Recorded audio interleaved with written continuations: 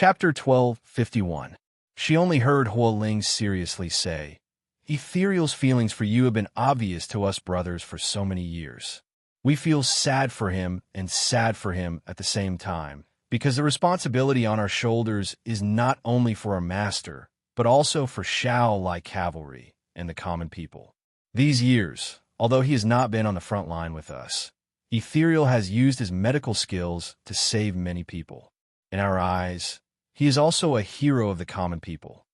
If this time you really decide to walk with him for the rest of your life, I hope you can be more tolerant of him and not leave him so easily. I hope you don't disappoint him. For men who have been ridden by Xiao-like cavalry, except for those who are not moved, once they are moved, it will last forever." He paused and chuckled. "Although my request sounds rude, you can treat it as his family's expectations for you." It was true that he liked to argue with Ethereal the most, but Ethereal had always been the brother he valued the most in his heart. No matter how much they dissed each other, Ethereal was the one who wanted him to be happy the most. Cheng Yinluo's heart was incomparably moved. In the past, she did not understand Murong's feelings for them and always wanted him to choose between her and them. In fact, later on, she found that she was always doing some very stupid things. They were them, and she was her. To Murong, they were all very important, just like the palm of his hand. Xiao Su and the others were the back of his hand, his shield protecting him. She was the palm of his hand, protected and treasured by him. There was no comparison at all. She was the one who was going down a dead end. Now that she finally came out, how could she easily give up on this man who loved her as much as his life? Her eyes were clear and sincere. "You are really his best brothers. These, even if you don't say it, I will do it." Huo Ling seemed to be relieved after hearing this, then raised his usual smiling face. "Then tonight, just treat it as I'm talking nonsense. I'm thinking too much. I wish you two a long life together and have a child soon." Cheng Yinluo's face instantly darkened. Did he look like someone who hated to be married? However, her heart was still warm. This trip down the mountain, she seemed to have gained a lot. For example, a love that had broken through a mirror and a sincere friend. Looking at Huo Ling's departing figure, she couldn't help but rejoice for Murong that he met such a group of brothers who treated him with sincerity. Qingxi Night Market. Pang Zhijing rubbed her belly, which seemed to be a few months pregnant, and burped without a care for her image. She took the handkerchief from Lu and wiped her mouth and hands. Then, she turned around and handed it to the person beside her. Xiaoho looked at the handkerchief that she had wiped everywhere and reluctantly wiped his hands. "I'm so full. I feel weak all over. I feel like if I'm allowed, I can't just sleep anywhere." She whined and complained. At the same time, she staggered and almost fell down. Xiaoho quickly pulled her back. Looking at her tired face, if he had known earlier, he wouldn't have let her stay so late. He helplessly pulled her to his side, then held her hand and walked back. She turned to look at the calm profile of the person beside her and couldn't help but say, "Xiaoho, let's take the carriage back. It's already so late, it's not safe to walk at night. There are people on this road, so it's quite safe. Also, you look very safe, so don't worry." Xiaoho rejected her suggestion without even thinking. "What do you mean look very safe? Although this princess can't be considered a beauty that can cause the downfall of the city, I still have a face that can captivate the birds and beasts. How can you say that?" She paused, and her angry little face revealed a suspicious expression. "Are you taking this opportunity to take revenge on me?" Xiaoho felt that it was fine to just listen to her self-evaluation and didn't need to take it seriously. However, he had some doubts about her last sentence. "Revenge? That's right. Just now, I lied to you and said that I bought you a non-spicy drumstick, and then I had the boss secretly add chili to it. You must be holding a grudge, so you want me to walk until my legs break. You won't let me take the carriage. You're such a calculative bad silver. Can't you hold a boat in your stomach?" Faced with her unreasonable accusation, Xiaoho truly understood what it meant to say that only women and villains were difficult to deal with in this world. "If you don't have the strength, then talk less," he said coldly. "Humph, this baby has a little temper. Xiaoho, you'll lose your baby like this." After saying this, she flung his hand away and walked with Lu who was lagging behind. Her actions told him that she didn't want to talk to him anymore. Xiao, on the other hand, was still immersed in that sentence just now. Baby? She was already an adult, yet she still called herself a baby. That was too funny. However, he smiled. If they had a baby, who would it resemble more? Seeing that she was angry, he didn't even comfort her. Pang Zhijing was even angrier now. Lu Er, who was standing at the side and watching everything, couldn't help but laugh and explain for Xiao. Princess, Lord didn't let anyone find a carriage because you ate too much. If you don't walk to digest your food, you won't be able to sleep tonight. Is that so? After hearing this, she was a little stunned. Could it be that she had misunderstood him? At this moment, Lu nodded heavily. Lord treated the princess so well. He would help her eat whatever she couldn't finish. Even if he didn't want to eat, as long as the princess gave it to him, he wouldn't refuse. Along the way, she had witnessed every bit of the two's love and abuse. It made her want to find someone to pamper her. It seemed that she was really being unreasonable.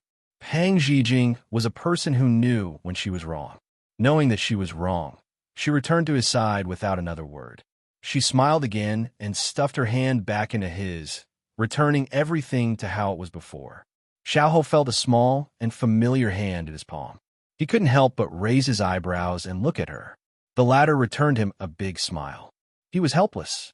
What a fickle little rascal. However, he held her hand even tighter. He didn't want her to slip away again. Later, when Xiao recalled the bright smile on her face when the two of them walked on the busy street, his heart couldn't help but ache. That was one of the few times the two of them went out to play. It also became the last beautiful memory of his life.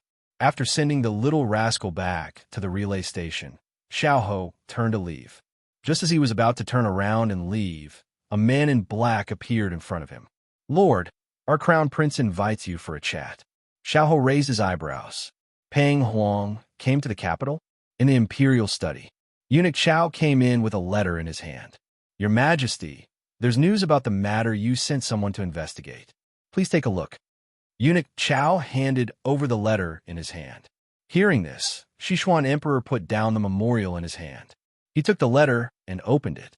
He took out the paper inside and unfolded it. There were many things written on it.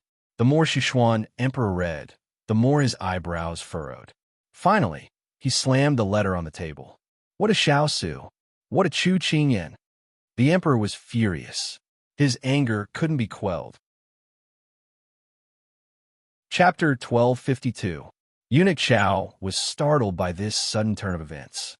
In the past year, he had never seen His Majesty so angry. Trembling with fear, he said, Your Majesty, please calm down. Anger is harmful to the body. Taking care of your body is more important. Sichuan Emperor was so angry that his chest heaved up and down. He pointed at the letter on the table and said angrily, Take a look for yourself. How can Zhen not be angry about this matter? How can Zhen not be angry? After receiving His Majesty's permission, Eunuch Xiao finally dared to step forward and take a look at the letter. Just one look was enough to make him tremble with fear. The letter was densely packed with information about Xiao Su and Chu Qingyan. It said that when Xiao Su was in Lian City, he had an extremely outstanding strategist called Chu Yan.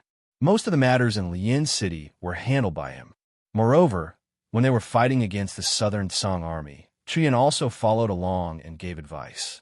He contributed a lot, but this person was indeed Chu Qingyan in disguise. Regardless of whether she had contributed or not, this was the crime of deceiving the emperor.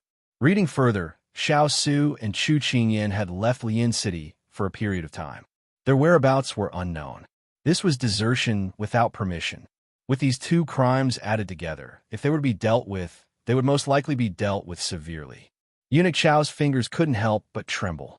It was no wonder that His Majesty would be so angry. The emperor's desire to control was very strong. Sichuan Emperor was someone who wouldn't allow others to deceive or betray him. He always thought that this son of his would obediently listen to his orders in Lian City and not cause trouble. He didn't expect that once he left his sight, he would actually do so many infuriating things.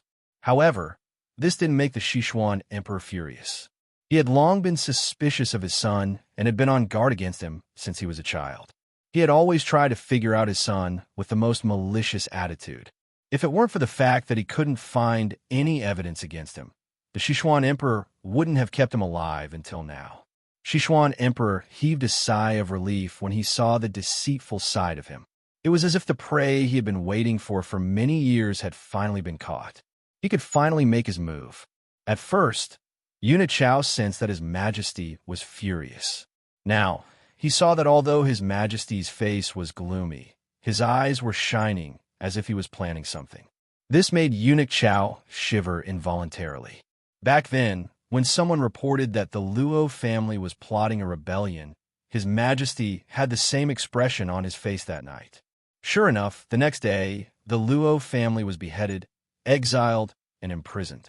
Eunuch Xiao suddenly felt worried for Xiao, Su, and Chu Qingyan. What should he do? His majesty didn't seem to want to give up so easily. Suddenly, someone knocked on the door of the hall. Go and see what's happening so late at night. Sichuan emperor waved his hand and ordered.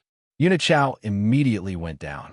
When he opened the door, he found that it was one of the palace servants who served the fourth prince. Seeing that he was panting and very anxious, Eunuch Xiao couldn't help but ask, "What happened? Don't you know that His Majesty is ready to rest?" Eunuch Xiao, His Highness, suddenly vomited blood. The imperial physician is currently on his way to the main hall. This servant has come to report to His Majesty.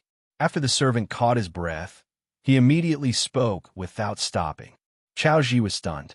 What was going on? Why did it all happen at the same time? The fourth prince was His Majesty's favorite. He had to report to His Majesty immediately when such a big thing happened. Therefore, he stepped aside and let the servant in. Sichuan Emperor was still thinking about how to punish Xiao, Su, and Chu Qingyan when he saw a person following behind Qiao Ji. He narrowed his eyes. He thought that this palace servant looked familiar, but before he could recall who he was, he heard him cry out this grievous news.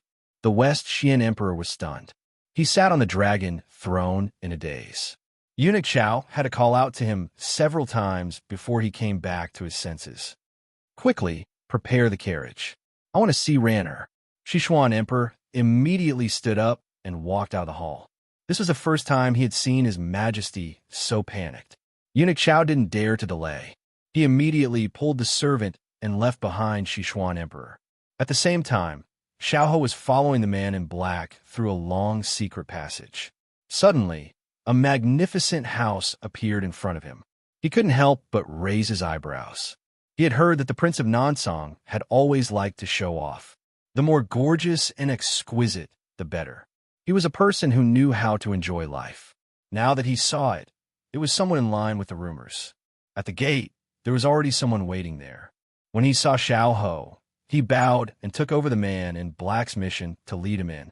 Walking past the small bridge and the flowing water, walking past the lotus pond and the moonlight, a pavilion appeared in front of him. This pavilion was situated right beside the lake, allowing one to enjoy the scenery on the lake. One could also drink wine while facing the moon. It was poetic and elegant. A man was sitting in the pavilion. He was tall and strong, but his face was resolute and handsome. His long hair hung down on both sides of his body. He was unkempt, but there was a sense of carefreeness about him.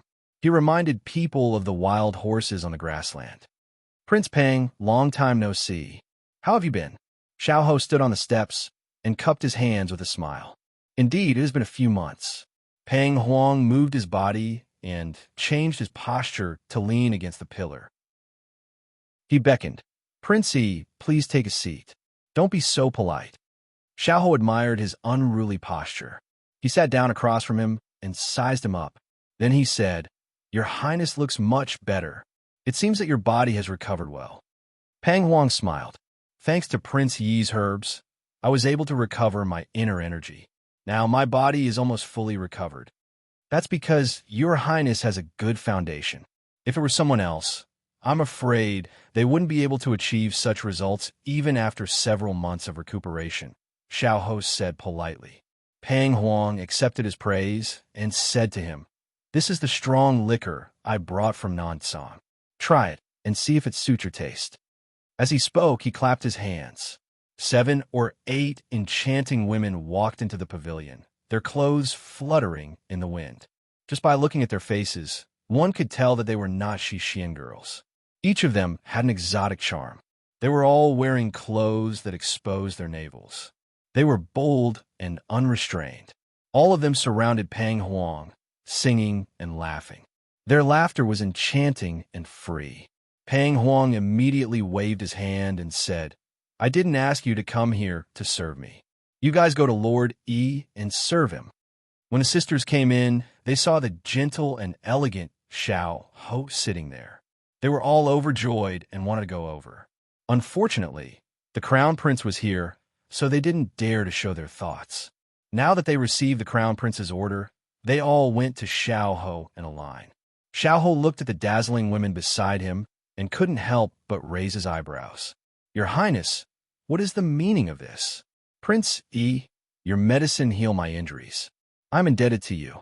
So, I order my men to carefully select these beauties. Tonight, I will give you an unforgettable night. After all, there's an old saying, isn't it hard to enjoy the grace of a beauty?" Pang Huang smiled ambiguously at him. Chapter 1253. Xiao Ho couldn't help but frown at his words. "Isn't your Highness here to discuss important matters with this prince?" Pang Huang's hand paused as he raised his wine cup. He looked at Ji Yunshu and chuckled.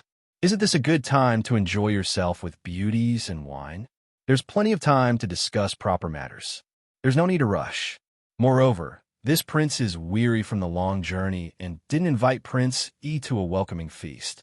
Not only did I rely on myself, I even brought beauties for Prince C.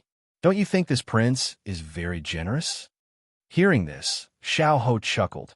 "Your Highness the Crown Prince is indeed very interesting." Hearing his affirmation, Pang Huang's tone became even more ambiguous. "Then tonight, pick a few that you like and serve them. You can even take them into your room. They've all been trained. I guarantee you'll be satisfied." After he finished speaking, the foreign beauties bashfully pouted. "Your Highness, you're so annoying." Pang Huang laughed out loud.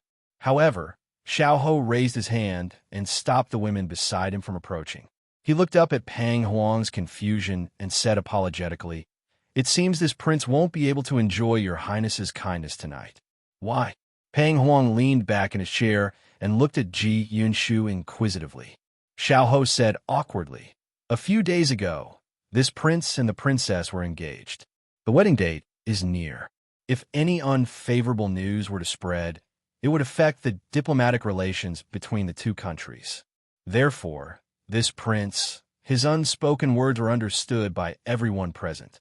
The women immediately looked aggrieved. Although Xiao Ho rejected them tactfully, they thought they were pretty good looking. Why couldn't he take a liking to them? Each of them turned to their prince and complained silently. Seeing Pang Huang's gaze, Prince E looked at Pang Huang and said, "Don't worry." Pang Huang caught the gazes of the beauties and spoke for them. "Prince E, you don't have to worry too much. No one will know about your relationship. Even if my royal sister finds out, she won't dare to do anything out of line. Last time, she was bold enough to change our plan and set you up. You can take your revenge. Anyway, her status in the Southern Blue Empire is very important. If anything happens to her, I will arrange for a princess to come over. Other than going through the formalities with your emperor, it won't be a hassle." Just as Pang Zhijing had said to Chu Qingyan, the Southern Blue Kingdom did not lack princesses. Once a princess fell, thousands and thousands of other princesses would stand up. When Xiao Ho heard his words, he suddenly felt a wave of anger rise in his heart. He curled his fingers and endured it. At this time, the women who had been ignored by Xiao Ho began to unwillingly talk about it all at once. "Your Highness is right. This princess has a bad reputation in Southern song. She's unruly and willful. How can she be as gentle as us sisters?" That's right, that's right. This servant was fortunate enough to witness the princess's trip. She was simply arrogant and despotic. This servant also heard that after the princess fell in love with young Master Yu Qingxi, she boldly confessed her love. The whole city knew about it, and many people were making fun of her. That's right.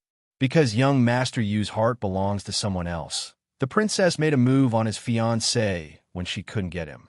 Her methods were very cruel. This servant was scared.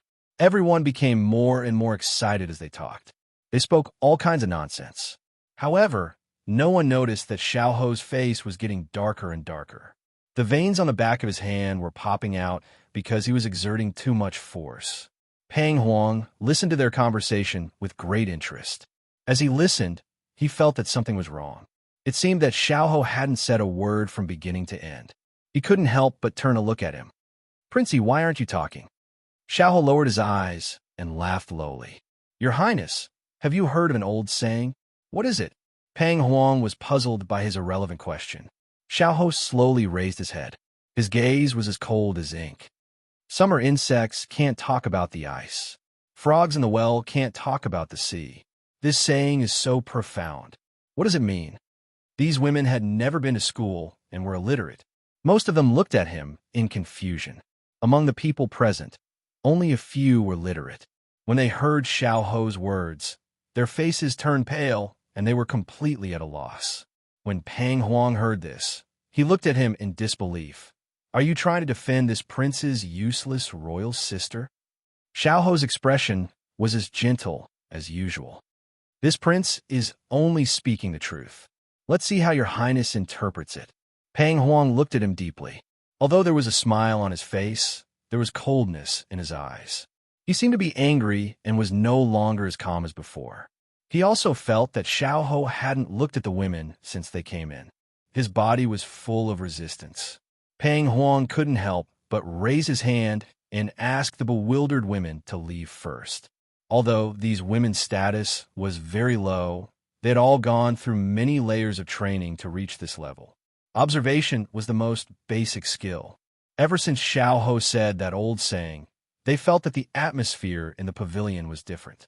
It was suffocating. Now that Pang Huang asked them to leave, they felt as if they had been pardoned.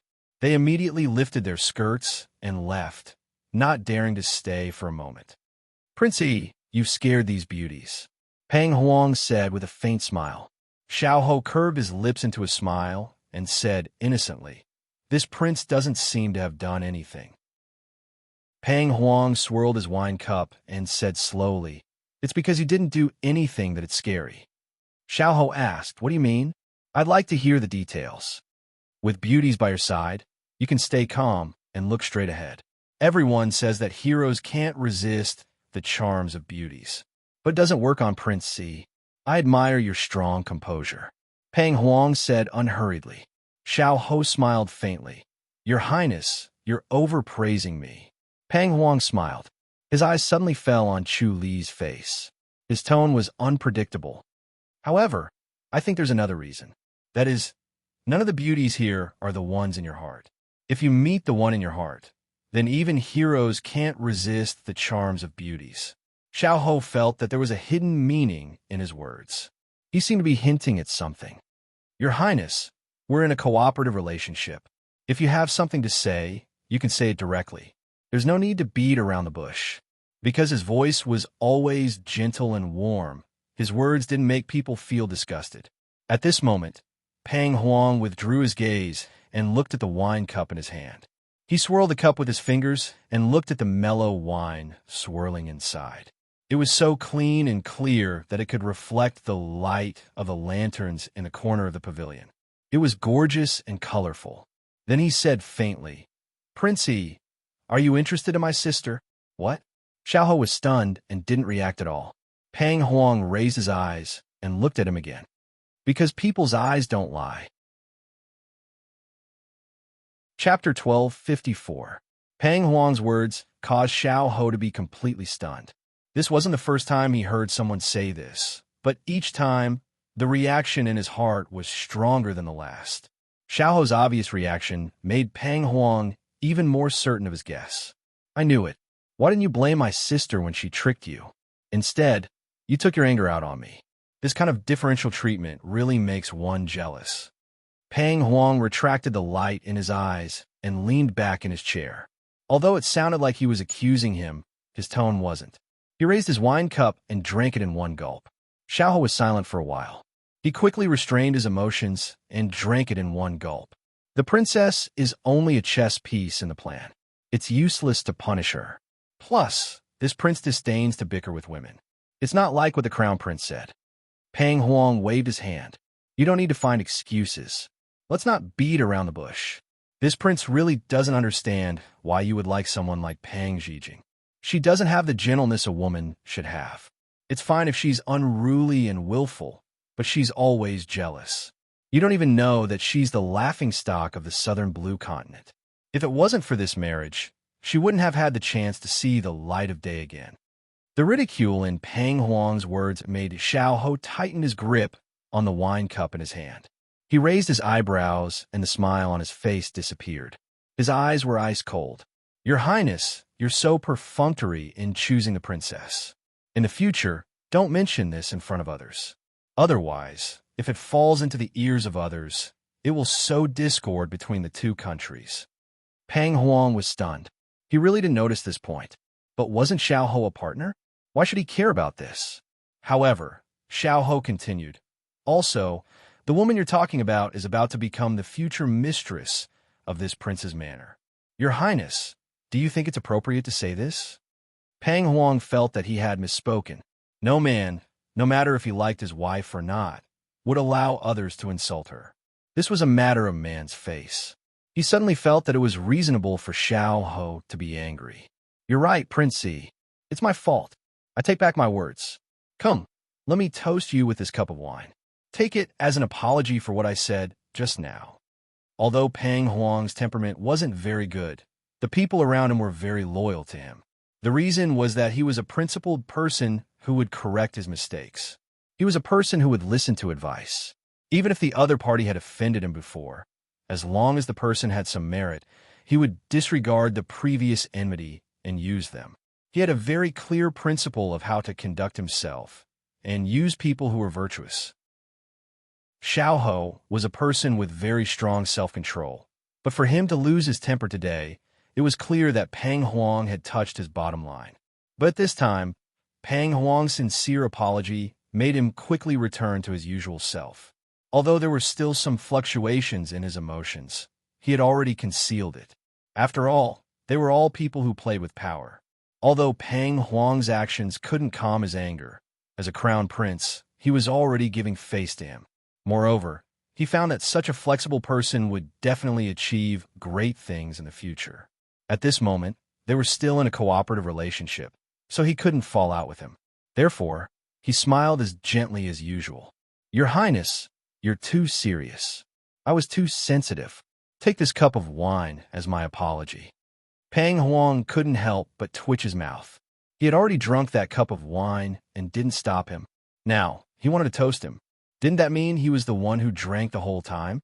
He suddenly felt that the man in front of him, who smiled as gently as the spring breeze, was actually very scheming.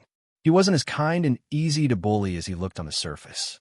Pang Huang drank the wine in one gulp again. He faintly felt that Pang Zhijing was a taboo topic for Xiao. He also remembered what he had said before. This princess was the worst of the Nansong imperial family. Now that she was about to become the princess consort, Pang Huang didn't have the face to mention this topic again. Therefore, he changed the topic. Has there been any movement on Xiao Su's side recently? Recently, he had been busy treating his injuries in bed and didn't have much energy to understand the Sichuan situation in the capital. In addition, some things had happened in the imperial family, so he couldn't even take care of himself. Xiao nodded.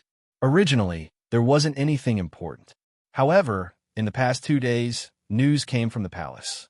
Xiao Su plans to hand over his military power and return his fief. He won't return to the capital. Pang Huang said in disbelief. He's actually handing over such a fat piece of meat? Doesn't he know what it means to have military power? That's half of the country's power. Why is he so stubborn? Moreover, shouldn't you be preparing to appoint an heir to the throne? To leave at such a crucial time, I really don't understand what's going on in his head. He's never done things according to common sense. Normal people can't guess what he's thinking. Xiao remembered that ever since he was young, he had never been able to understand the thoughts of this imperial brother of his. Other people did their best to seize power, but he treated power like dirt and never cared about it. Other people did their best to curry favor with Imperial Father, but he hid as far away as he could. If he could not return, he would not return. This was also the reason why he had rarely appeared in the capital all these years. But what did this have to do with him? No matter what he did, he had to get rid of him. Moreover, he couldn't let him die so easily. Otherwise, in these 10 years, he would have plenty of opportunities to send him to hell. It was just that he didn't want him to die so easily. Pang Huang noticed his uncertain expression and rubbed his nose thoughtfully. Now that he's leaving the capital, won't our future plans be ruined? Pang Huang asked. Xiao Ho sneered. Imperial Father hasn't agreed yet. Perhaps things will take a turn for the better. Moreover, I won't let him leave so easily. Otherwise, how can this play go on without a main character? Pang Huang felt a flash of hatred in his eyes as he spoke. Although it disappeared quickly, he still caught it. He secretly pondered what kind of deep hatred there was between Xiao Ho and Xiao Su. When the time came, he would ask his subordinates to investigate. Okay, Princey, if you need my cooperation, just let me know. This time, I brought a lot of people. I'm not afraid of not having enough people. Pang Huang said generously. Xiao Ho smiled and agreed. Okay, Your Highness is very straightforward. Come, let me toast you. Next, Xiao Ho toasted Pang Huang very enthusiastically. After a few rounds, Pang Huang was already drunk. Before Xiao Ho came, Pang Huang had already drunk a lot. In addition, he had urged him to drink cup after cup. Soon, Pang Huang couldn't take the alcohol anymore. This wine was very strong and had a strong aftertaste. Looking at Pang Huang lying on the table, Xiao Ho thought that when he woke up tomorrow, he would have a splitting headache. Xiao Ho sneered. This was a punishment for insulting little rascal just now. He put down a wine cup, got up, and walked back the way he came. As for the wine cup on the table, after a gust of wind, a crack suddenly appeared on the body of the cup. Then, with a pa sound, it broke into pieces. Chapter 1255. At this time, the Sichuan Emperor had already rushed to Xiao Ran's palace. As soon as he entered the inner hall, he saw all the imperial physicians surrounding the bed. When they heard the words, "Your Majesty is here," they immediately dispersed and knelt down to salute. The Sichuan Emperor didn't care about this at all. He immediately asked, "How is the fourth prince?" The fourth prince vomited blood because of his heart disease. But it's good that he vomited blood. Now that the fourth prince has woken up, Your Majesty can visit him. Imperial Physician Li, the most senior imperial physician in the Imperial Academy of Medicine, stood out to answer on behalf of the emperor. The Sichuan Emperor immediately breathed a sigh of relief. At this time, Consort Yu arrived. She looked very flustered and anxious. When she saw the Sichuan Emperor, she immediately walked over. "Your Majesty, how is Ranner?" I rushed over as soon as I heard that he vomited blood. The Sichuan Emperor patted her trembling hand and comforted her. The imperial physician said that he has woken up. At this time, Imperial Physician Li faced the two of them and said, Your Majesty, although the fourth prince is fine today, his heart disease still needs to be cured. If it goes on like this, no matter how good the fourth prince's body is, he won't be able to withstand such torment. So, Your Majesty, please persuade the fourth prince to relax and not think too much. Otherwise, even if he takes too much medicine, it will be useless. Imperial Physician Li was very important in the Imperial Academy of Medicine. His medical skills were recognized by the Sichuan Emperor and the imperial concubines. Now that they heard what he said, they understood the seriousness of the matter. Consort Yu was on the verge of collapsing. She had been highly stressed these 2 days and hadn't had much rest. Her face suddenly turned pale. Seeing this, the Sichuan Emperor immediately ordered people to help her to the side. Imperial Physician Li also immediately stepped forward to check her pulse. After a while, Imperial Physician Li withdrew his hand and turned to the Sichuan Emperor, saying, Your Majesty, the imperial concubine is fine. She's just overworked and tense. Once her mood swings, she'll feel dizzy. She'll be fine after 2 days of rest. Sichuan Emperor nodded and turned to hold Consort Yu's hand. He looked into her eyes and said, I will take care of Ranner's matters. I guarantee that he will be cured, so you can rest assured and go back to rest. If you collapse, what will happen to Ranner in the future? With Sichuan Emperor's words, Consort Yu quickly perked up. She nodded and tightly grasped Sichuan Emperor's hand. Tears slowly flowed down her cheeks. Then I'll rely on your majesty. When a beauty shed tears, I felt pity for her. In addition, showing weakness and dependence at the right time would inflate a man's pity and desire to protect. This was one of the reasons why Consort Yu was able to stand alone in the harem.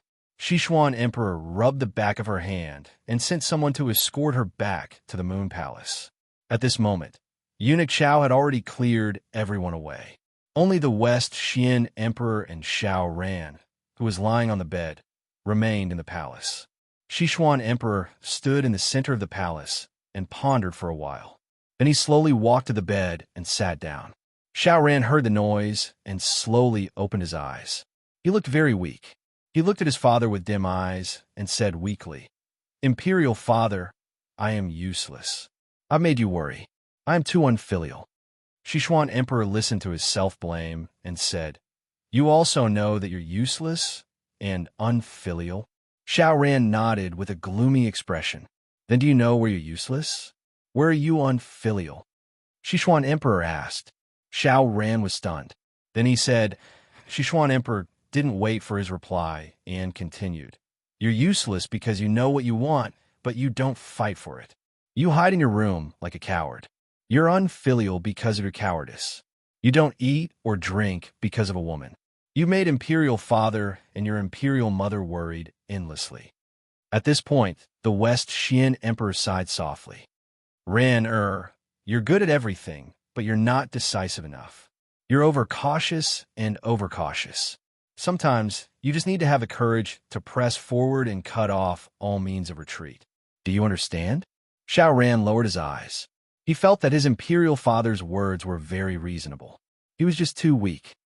Kind people are bullied, and kind horses are ridden. If you only think about others and think about many things, but don't dare to take action, then you can only look up to others' happiness. You'll be restless and yearning for it. It's like a mirage tempting people who get lost in the desert. You can see it, but you can't touch it. The Xian Emperor said somewhat resentfully.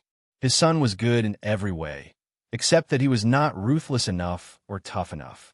He was too different from the Xian Emperor of the past.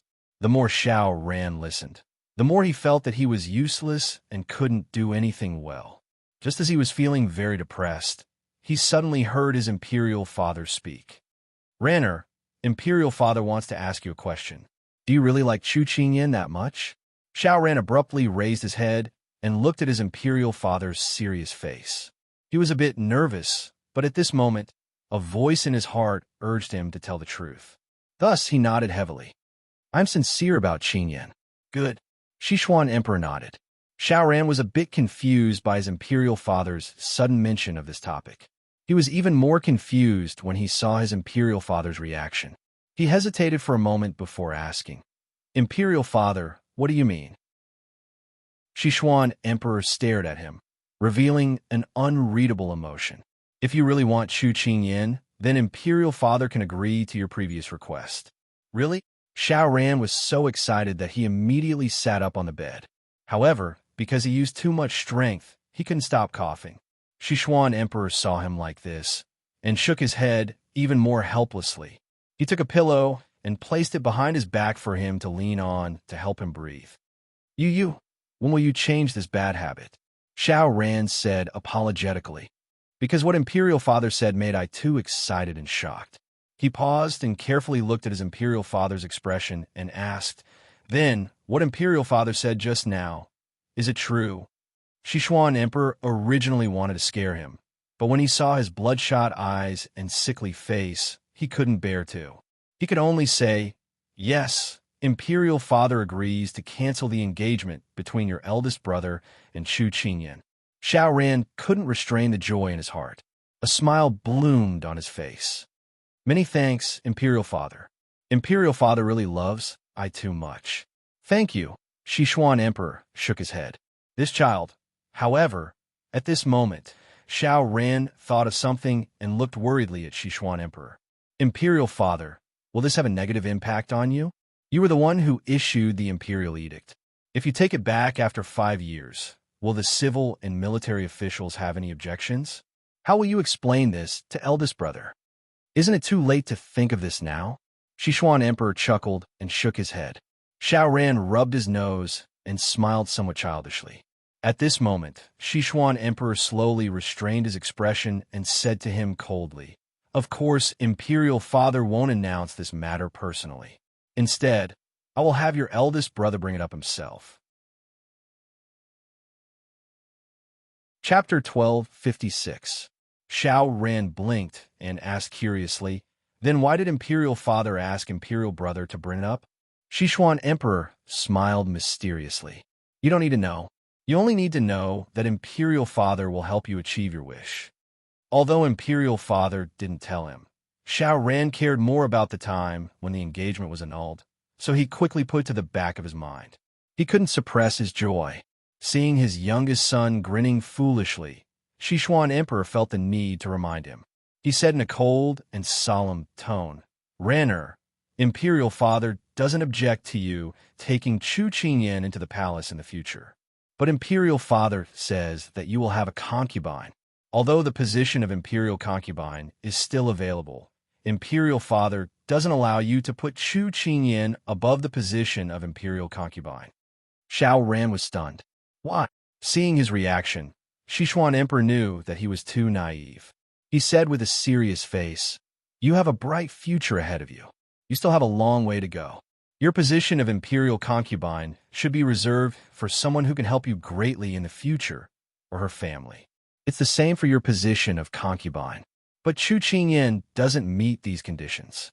But Qingyan is very talented, smart, and skilled in martial arts. She's a very outstanding girl." Xiao Ran couldn't help but argue for her. Sichuan Emperor shook his head and said, "As your future Imperial concubine or concubine, she doesn't need to be particularly outstanding. She only needs to have a strong family, a strong network of connections, and a good temperament to help her husband and raise her children. They only need to take care of you and care for you when you're busy and tired. That's enough." He thought of Chu Qingyan and the intelligence report he read today. He said in a calm tone, "A woman's virtue is to have no talent. Even if Chu Qingyan is talented, the Imperial concubine can't interfere in politics. You have many guards and secret guard around you. You don't need her to do anything if you encounter danger."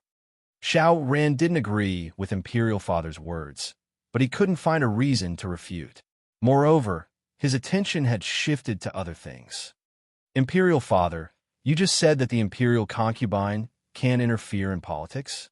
Hearing his youngest son's surprised tone, Sichuan Emperor knew that he had let it slip. But it was only a matter of time. It was better to tell him early so he could be prepared. Then he wouldn't have to be immersed in his feelings. Thus, he nodded and said in a serious tone, "You are Imperial Father's chosen successor, so you can't decide on your own marriage. Imperial Father can only satisfy your needs to the greatest extent. Therefore, Chu Qingyan can't be the Empress Dowager in the future. She could be one of the 4 consorts. You can decide where you want her to be. Imperial Father won't interfere."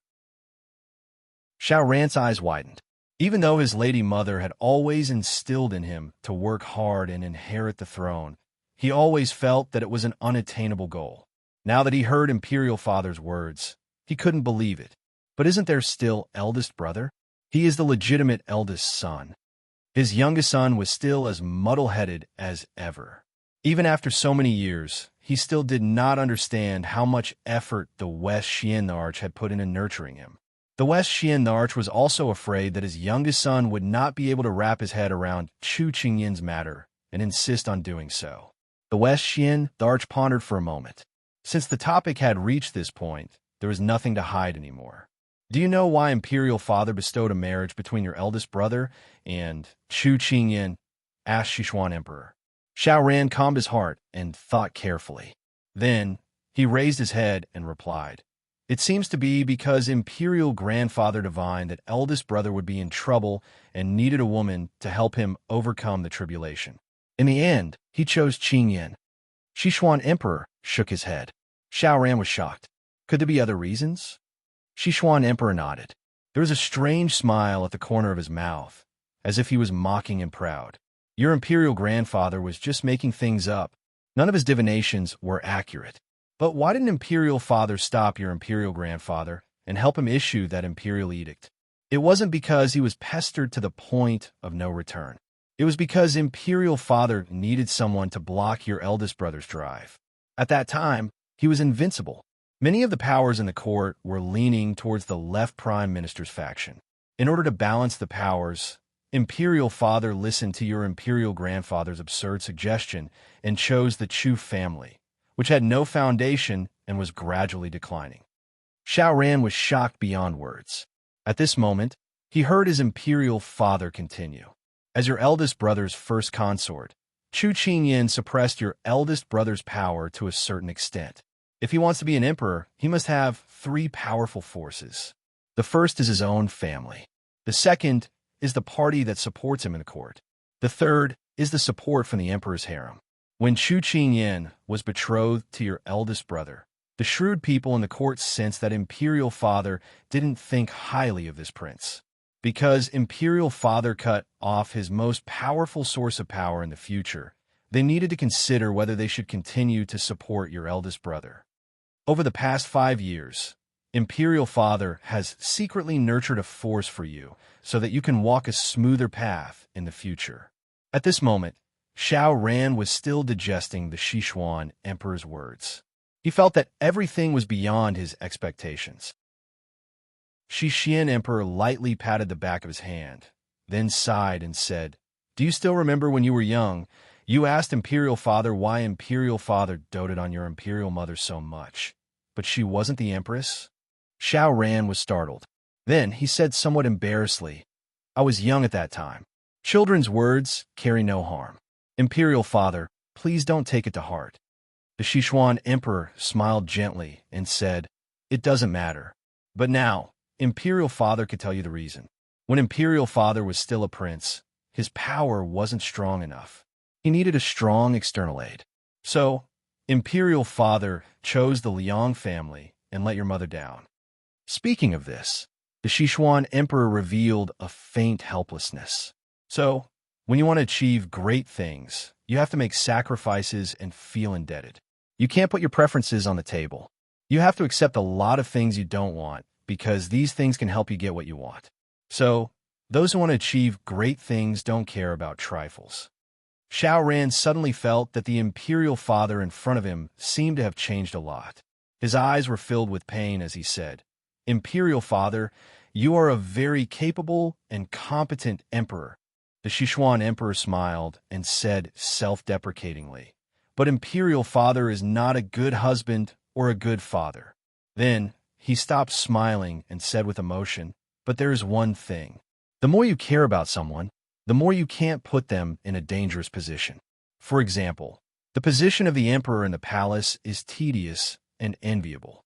So, after all these years, imperial father has become powerful enough. Your grandfather's faction also has an unshakable position in the imperial court. That's why imperial father didn't support your mother to be the empress." Xiao Ran nodded. The position of the emperor in the palace was indeed too difficult and tiring. The Sichuan emperor patted him on the shoulder and said earnestly, "If you want to get what you want, you have to be ruthless to yourself. However, only when you sit in the highest position can you get what you want most." Xiao Ran pursed his lips and thought of Qingyan. If he wanted her to stay by his side forever, he had to be like imperial father. He had to make himself stronger and stronger until no one could shake him. Chapter 1257. After the Sichuan emperor left, the palace regained its silence.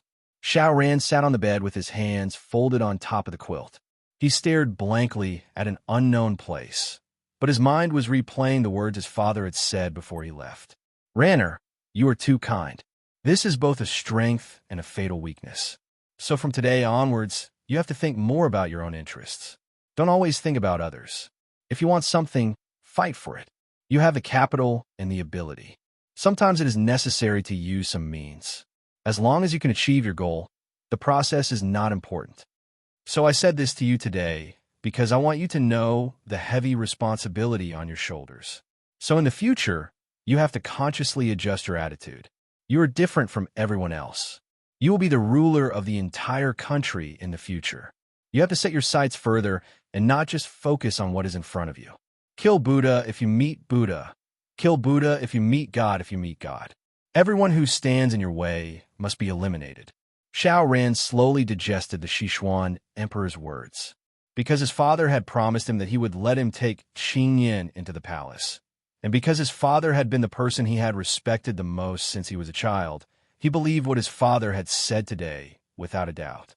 His previous depression and loneliness were slowly swept away. His eyes shone with an amazing light, and his aura changed. Those who were familiar with him would find that there was a sharp look in his eyes, as if he was a tiger cub that had just been enlightened and had its own sharp claws. If anyone stood in his way, he would get rid of them all. At this time, the Sichuan emperor was on his way back. "Your Majesty, do you need a palanquin?" Xiao asked. The Sichuan emperor waved his hand. "No need. It's good to take a walk." "Yes." "Xiaoji, do you think Ranner can understand what I mean?" The Sichuan emperor looked at the distant horizon. The sky was clear and the clouds were drifting. Xiaoji was slightly stunned. When the emperor said those words to the fourth prince in the palace, he was beside him. At that time, he wanted to dig a hole and hide in it. Because every word he heard was about the secrets of the royal family, about the future of the Sichuan emperor, and the selection of the crown prince. If it were to spread, any word could cause turmoil in the court.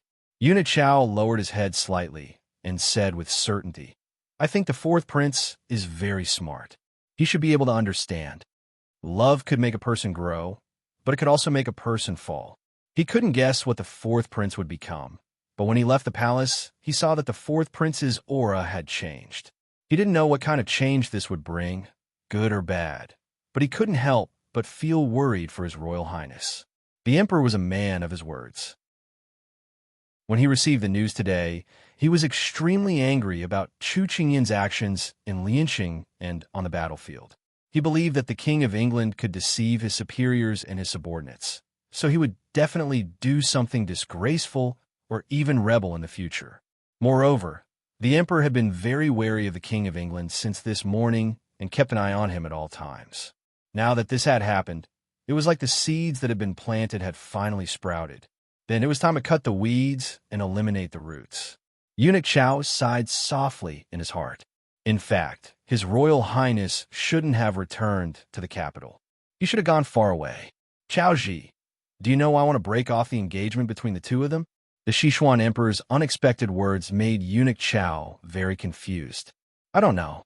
A gust of wind blew and lifted the corner of the dragon robe. The flying dragon on the robe seemed to be alive as it shuttled through the clouds. Its sharp eyes seemed to be looking down at the people below. It was cold and majestic, but also ferocious and cruel, making people not dare to look directly at it. Chu Qingyan was able to help Su with strategizing and leading the army in battle. It proves that she is a very courageous woman. In Sichuan, there are few women like her. She is good at both civil and military affairs, and has the demeanor of a general. Ranner is not decisive enough and lacks someone to guide him. Chu Qingyan is just right for the job. Although he couldn't tolerate Chu Qingyan's crime of deceiving the emperor, he appreciated her talent. Moreover, Ranner liked her very much. If she could stay by Ranner's side and help him, then he would be able to hand over the country to him. As the emperor's father, he would be at ease. This was also the reason why he didn't immediately condemn the two of them at the beginning. When he betrothed Chu Qingyan to Su, he didn't find anything special about this woman. Now, he realized that keeping her by Su's side would be the biggest disaster. Although it wasn't very kind of him to do this, he had to do it for the sake of Sichuan's country and for Ranner.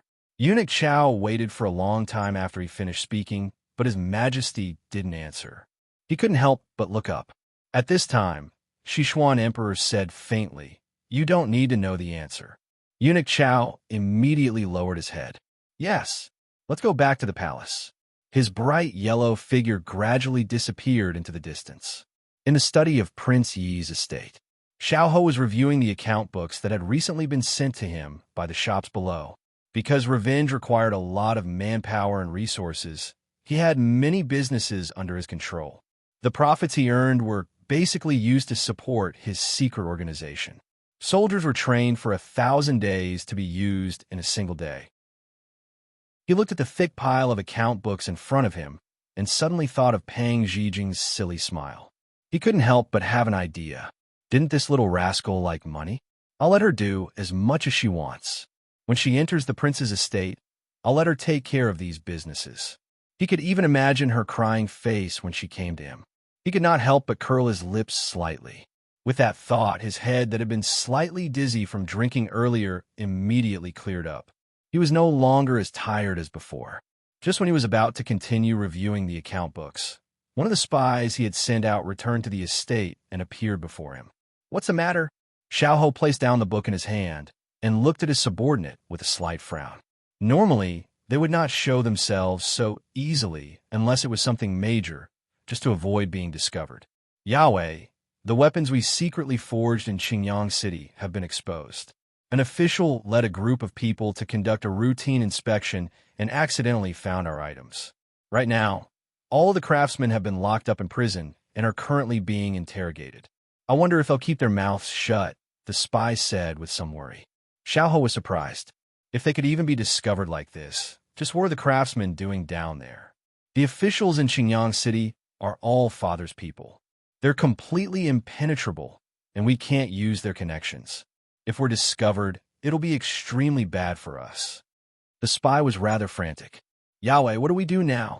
Have the people under Luo Qingyang personally infiltrate the prison of Qingyang with people. You have to eliminate them completely. However, be careful not to be discovered. Xiao ordered coldly. The spy immediately nodded and retreated. If this matter was not handled properly, everything he had done in the past few years would probably be exposed. Xiao's eyes were like ink on the table, so thick that they refused to dissolve. Chapter 1258. Someone barged into the King of England's residence early in the morning. I heard that Yin Luo is back. Where is she? The moment Hua Xioli entered the courtyard, she began to look left and right. Only when Chu Qingyan opened the door and leaned against the door frame. Looking at her coldly, did Hua Xioli run over and repeat her actions. Chu Qingyan looked at her friend, who was extremely excited, and said faintly, "You're the only one who would disturb someone's sleep early in the morning." Hua Xioli chuckled. I was just too excited when I heard that Yin Luo was back. I couldn't control myself. She couldn't help but raise her eyebrows. I didn't see you this excited when you saw me previously. It seems like you're treating me differently. At this moment, Hua Luo rubbed her nose in her sleeves as a crafty glint flashed across her eyes. She moved closer to Chu Qingyan and whispered, "You don't know, but I've been so busy recently. You have your big ice cube protecting you, so I can't touch you. But Yin Luo is here, and she can share some of my burden. How can I not be excited? I'm dying of laughter when I think about it." I see. I was wondering why you were so nice to me all of a sudden. It turns out that you've set up a trap for me to jump into. Hua Xioli, you've become bolder recently. Aren't you worried that you won't be able to laugh after I insert a needle into your body? A voice came from the side, carrying with it an eerie chill.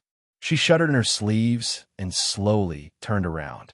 The corners of her mouth curled up as she smiled at the newcomer. Yin Luo, you're finally back. I missed you so much. I think you're trying to drag me down with you. Yin Luo walked out slowly and snorted at Hua Xioli. Hua Xioli quickly went up to her and tried to please her. Chu Qingyan smiled at the two of them. Since you're up so early, why don't we have breakfast together? Okay, no problem. I'm starving. You deserve it. The three of them sat down together. Xining and Jasper began to serve the dishes. Yin Luo, you look so pleased with yourself. Is something good about to happen? Hua Xiao's eyes were sharp. She could tell at a glance that she was different from before. Yin Luo glanced at her. You're indeed a good businesswoman. You're so observant. Of course. Otherwise, how could this lady have a foothold in this brothel? You speak as if you're not a profiteer. Ah, are you planning to go against me today? Chu Qingyin couldn't help but feel amused as she listened to their battle of words. It had been a long time since she last saw such a scene. After arguing for a while, Xiao turned to Chu Qingyin and said, "Aren't you leaving the capital for Lianqing in 2 days? I found that your fief is also a great business opportunity. When the time comes, we can open a few branches there and try to spread our products all over the country." Before Chu Qingyin could say anything, Cheng Yinluo asked in surprise, "You're going back to Lianqing?" "Yes. The capital isn't suitable for living here. Big ice cube, and I plan to leave after a few days when he's relieved of his burden." Chu Qingyin nodded. "If I'd known, Murong and I would have returned to our fief directly. Now we have to hurry." "Oh my god." Cheng Yinluo couldn't help but wail. "It's no big deal. You can stay and help me."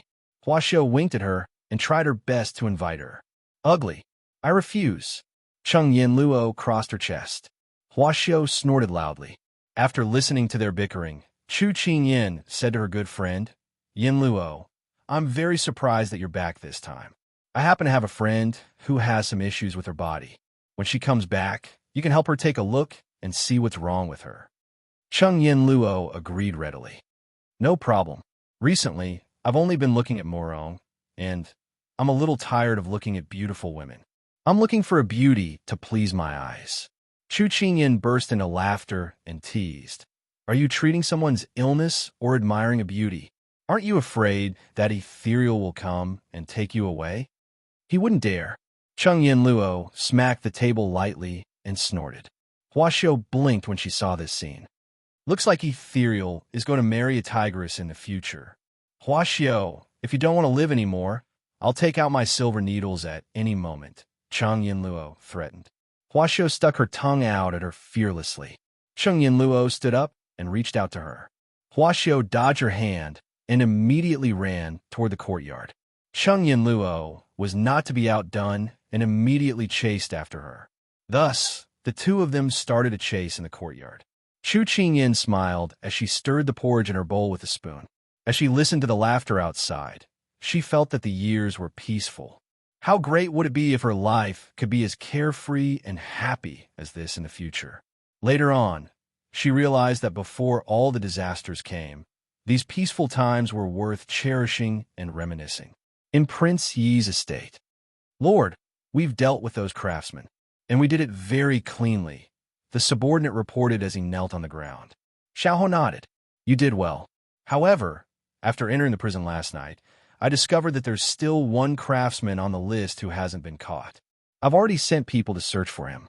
As long as he's still in Qingyang City, we'll definitely find him," the subordinate continued. With that, Xiaoho's expression became rather unsightly. "I'm not afraid of not being able to find him. I'm just afraid that someone else will find him before us. This will be extremely disadvantageous for us. Find that craftsman before the soldiers as soon as possible. Don't make any mistakes." "Yes, sir." The subordinate immediately backed off. Just as Xiaoho's head ached over this matter, a pair of hands suddenly appeared from behind him, covering his eyes. Afterwards, she pinched his throat and said, "Guess who I am?"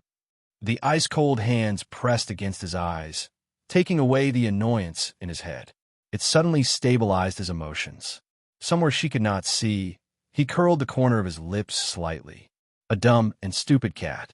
"Who's dumb and stupid?" Pang Zhijing broke down and grumbled unhappily. Only after saying that did she return to her senses. She released her hands while mumbling, "I fell for it." "You sure are sly. That's because you couldn't keep your cool. You can't blame anyone else." Xiaoho smiled gently. She curled her lips. If it were not for the fact that she saw him sitting there in a bad mood when she first came in, she would never have done something so stupid to make him happy. Afterwards, she thought of something and mentioned it in a seemingly casual manner. "I saw a few unfamiliar girls in the king's estate earlier. They're quite pretty. Who are they?" In the beginning, Xiaoho didn't understand. It wasn't until she finished speaking that he remembered that he was going to give them to a few officials. The words of explanation spun around in his mouth, but he didn't say it because it wasn't suitable for her to know about these things. He raised an eyebrow and said indifferently, That's not something you should concern yourself with. That made her heart clench, as if several needles had pierced her heart. Chapter 12:59. Pang Zhijing lowered her eyes. From an angle that Xiao Ho couldn't see, her lips curled into a self-deprecating smile. Sure enough, she was still an insignificant person drifting outside of his world. Even though they had been getting along so well recently, it was useless. He could play with her today, and he could laugh and talk with other women tomorrow. In this era, the last thing that men lacked was women. Why did she have to humiliate herself here? She suddenly felt that everything here was suffocating. She didn't want to stay any longer. Thus, she said calmly, "I'm leaving." She turned to leave as soon as she finished speaking, but her wrist was grabbed by someone the moment she took a step. Xiao Ho couldn't see her face clearly, but he keenly sensed that something was wrong with her mood. He asked in confusion, "You just arrived and you're already leaving. Where are you going?" "Someone invited me for tea." Before she came, Qingyan had sent someone to inform her that there was a friend who wanted her to meet. However, she missed him a little, so she came to Prince Yi's residence first. They had originally arranged to meet in the afternoon, but now she didn't want to stay here to freeload lunch, much less accompany him. Upon hearing this, Xiao Ho's expression turned slightly cold. "Is it Yu Qingxi?" Recently, his men had been reacting. Yu Qingxi's men had been keeping an eye on the relay station. He didn't need to think to know that he was watching her. He couldn't help but recall that day on the street. His tone and demeanor towards her were so ambiguous. His heart instantly felt uncomfortable. Pang Zhijing chuckled and said, "What does it have to do with you who I do what with?" Her nonchalant tone displeased him. His expression immediately turned cold as he said, "Didn't I tell you not to get close to him? He's not who you think he is. Don't tell me you've forgotten about the consecutive assassinations last time. Being with him is no different from being a lamb in a tiger's den." At this moment, she was in a very irritable mood. When she heard his questioning voice, Pang Zhijing felt a nameless fire erupt from her heart. She fiercely flung his hand away. With her back still facing him, she said, "That's my business. You don't have to interfere." Her entire body was filled with resistance towards him. Xiao Ho narrowed his eyes, and his tone became even more impolite. "Could it be that you've rekindled your old feelings for him and forgotten the pain after the scar healed? I didn't expect you to be such a person. If I had known earlier, I would have left you there to fend for yourself. It would have been much better than shamelessly going up there now." Pang Zhijing suddenly turned around. Her heart was full of anger, but when she saw his mocking expression, it was as if a bucket of cold water had been poured over her head. She suddenly felt that there was no point in arguing. "Yes, I've forgotten the pain after the scar healed. I should have left myself to fend for myself. You can think whatever you want. I hate you." After saying that, she turned around and ran away. The tears in her eyes couldn't stop flowing down. Since he had such a bad impression of her, she didn't want him to see her in her worst state. She didn't want him to laugh at her. Yes, she had forgotten the pain after the wound healed. His words in the imperial palace had hurt her deeply, but whenever he treated her well, she couldn't help but approach him. That's right. Back then, she should have fended for herself and not become a burden to anyone else. Otherwise, there wouldn't be such a situation today. She wiped her tears and ran out of the study.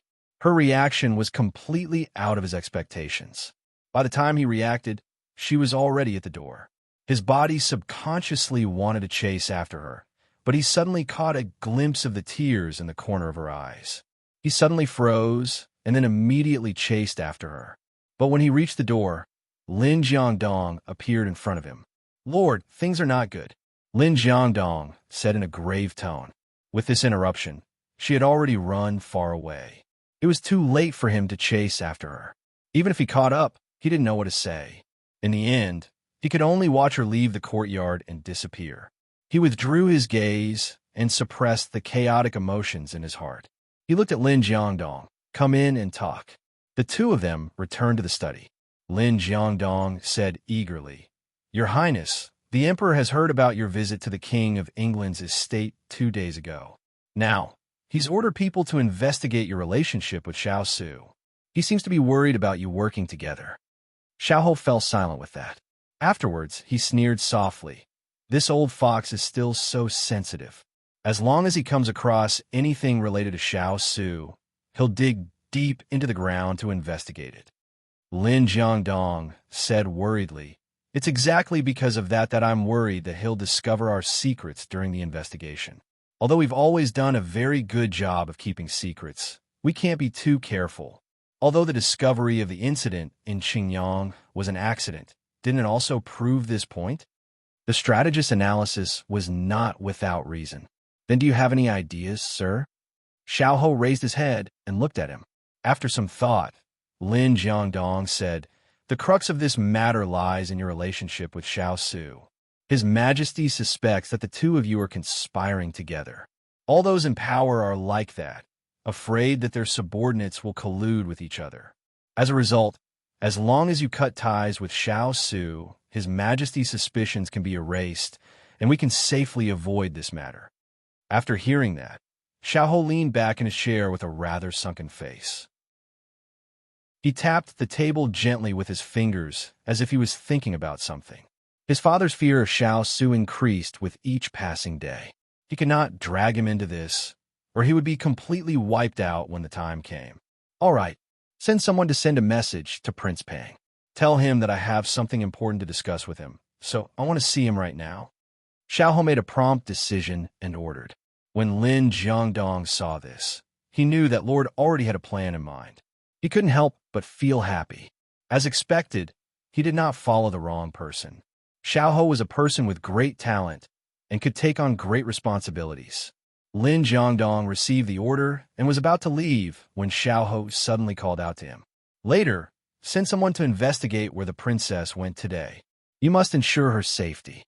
Although he was disappointed that she still could not forget Yu Qingxi and felt an inexplicable anger when he thought of the tears at the corners of her eyes just now, he couldn't help but subconsciously give this order. Lin Jiangdong was slightly surprised. This disaster that had come out of nowhere was all because of Pang Zhijing. If it weren't for her poison, Lord would not have gone to visit Xiao Su. He would also not have entered the Sichuan Emperor's line of sight and aroused his suspicions. She didn't think that Lord would still be concerned about her at this moment. Lin Jiangdong thought for a bit, then said, "Lord, although this one knows that some words should not be said, since they are your private matters, this one feels that if your private matters have already involved official matters, then it is still necessary to remind you." Xiao didn't know what he wanted to say, so he calmly looked at him. The princess's temperament and appearance are indeed something that few girls in the capital can compare to, but it's not like there aren't any girls like her. This one wants to advise Lord not to indulge too deeply. Otherwise, you won't be able to pull yourself away in the future, and it will affect the grand plan. This one has said enough. Your Highness should think about it carefully. Xiao froze on the spot. Even after Lin Jiangdong left, he still didn't change his posture. Was that so? He had already indulged too deeply? That shouldn't be the case. Yes, he just felt that she was very amusing and interesting. That was all. He wouldn't indulge, and it definitely wouldn't affect the grand plan. He said this to himself in his heart. Chapter 1260. After Pang Zhijing left Prince Yi's estate, she got into the carriage and cried all the way back to the relay station. Lu didn't dare to ask her what happened. She could only comfort her quietly, but it was of no use. When she reached her room, Pang Zhijing lay on the table and continued to cry. She was heartbroken. "Princess, don't be sad. Your eyes will be uncomfortable if you cry for too long." Lu patted her back gently, afraid that she would choke. Pang Zhijing cried even harder. "Lu, you don't understand. My heart hurts so much." "Princess, don't cry. Lu wants to cry with you." Lu sobbed with reddened eyes. Pang Zhijing's tears kept flowing. She said in an incomparably sorrowful voice, "Lu, you said he was fierce to me. He treated me so badly. Why do I still like him so much?" "Are you talking about Lordy?" Lu asked with widened eyes. "Who else could it be? That scum Yu Qingxi is nothing. I must be crazy if I shed half a tear for him." She snorted. Lu quickly comforted her furious master. Then why don't you explain it to Lord and let him know your feelings? I think Lord cares about you too. Cares? She laughed bitterly. Her throat was filled with bitterness. No, he doesn't have feelings in his life now. He only sees hatred in his eyes. His heart is sealed. I can't open the door in his heart. I was rejected by him from the start. If I explain it to him, I'll just be asking for humiliation. He already said it so bluntly back then. Why did she have to ask for a snub? If a guy really liked a girl, he wouldn't wait for her to make the first move. He would think of ways to let her know his feelings. She felt that in Xiaoho's life, there was no such thing as making the first move. You'll never see hope when you're with someone like him. When she thought of this, she slowly straightened up. She wiped her tears and thought absent-mindedly. She had already decided to leave. Why did she care so much about his attitude towards her? Back then, she had told herself that in the remaining time, she should properly bid farewell to her first crush without leaving any regrets. But the closer she got to him, the more she couldn't help but be drawn in. His heart wanted to pull away, but the more he indulged, the more reluctant he was to do so. She couldn't help but smile bitterly. Back then, she had spoken so confidently to Qingyan. If this place didn't want her, there would be a place for her. If this person didn't love her, there would be someone who loved her. But now, he realized that liking someone might only take a second or a glance, but forgetting someone would take a long time or even a lifetime. It was easy to lose one's heart, but difficult to forget. She suddenly smiled, but her eyes were filled with sorrow. Lu Er, who was at the side, saw her princess cry and then laugh. She could not help but worry. "Princess, are you all right?" Pang Zhijing shook her head and looked at Lu Er. She took her hand and said earnestly, "Lu Er, if you meet a man in the future before he falls in love with you, don't give your heart away. Love is actually like war. Whoever falls in love first will be the first to suffer a crushing defeat." This was the deepest realization of blood and tears that she had gained from this battle of unrequited love. Lu Er had never come into contact with these things, so she didn't quite understand. But she could hear the pain and sorrow in her princess's voice, and she couldn't help but feel sorry for her. "Princess, if you're still in pain, just cry it out. It'll hurt you if you keep it in." Pang Zhijing, who was still immersed in sorrow, couldn't help but smile. Under Lu Er's puzzled gaze, she shook her head and wiped her tears. Lu Er, you were the one who told me not to cry. Now, you're the one who's telling me to cry a little longer. Why do you change your mind so easily?" Lu Er looked wronged. "This servant saw that you were still in pain. Do you feel better now?" Pang Zhijing sniffled. Although the sadness in her eyes was still there, her mood was much better than before. Cry a little and vent your feelings. That's about it. One can't always be immersed in the worry of personal gains and losses.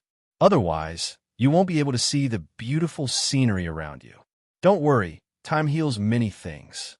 It might leave a scar, but it won't hurt anymore. She should stop when it came to Xiaoho. Parting would come one day. She had to be prepared to leave at any time. Otherwise, she was afraid that when that day came, she would be caught off guard and unable to remain calm. She would be in an extremely sorry state. Lu Er was still young and didn't understand these things. But she realized that the princess now didn't have her usual playful and mischievous appearance. She was so mature and sensible that she felt a little unfamiliar. She felt that sometimes the princess wasn't as ignorant of worldly affairs as she appeared to be. Perhaps she knew much more than others in her heart. It was just that the princess who occasionally revealed her true self made her feel sorry for her. "Lu Er, don't look at me like that. Otherwise, I'll think that I don't have long to live.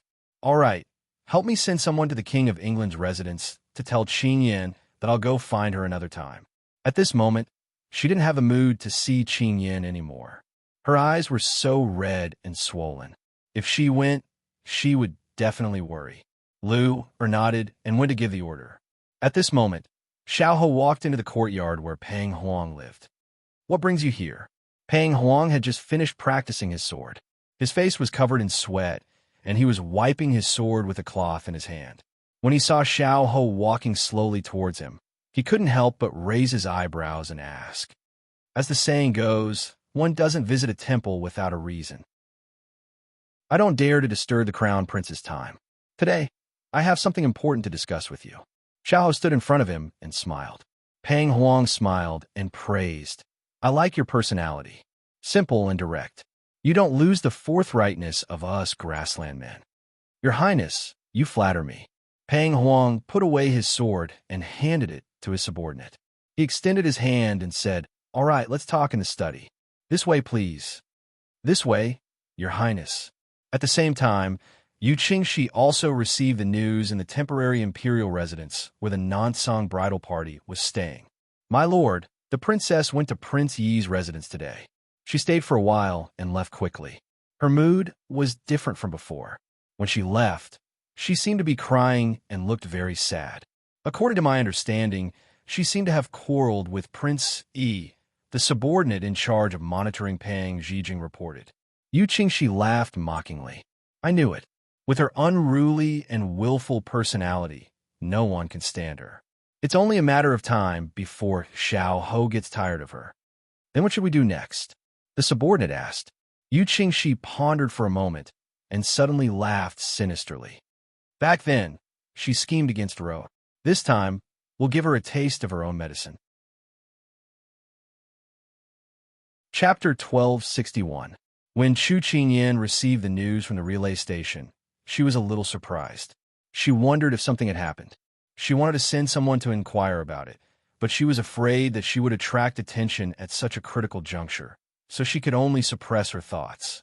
At this moment, Cheng Yin Luo, who was also in the room, asked doubtfully, "Is this the friend you wanted me to treat?" Chu Qingyan smiled and nodded. "That's right. She's a new friend that I made during this period of time. Although she's the princess of the southern blue continent, her personality is not bad. Her thoughts and values are very similar to mine. I believe that when you meet her, you'll also like her." Cheng Yinluo nodded and sighed. "It's rare to see you so sure about someone.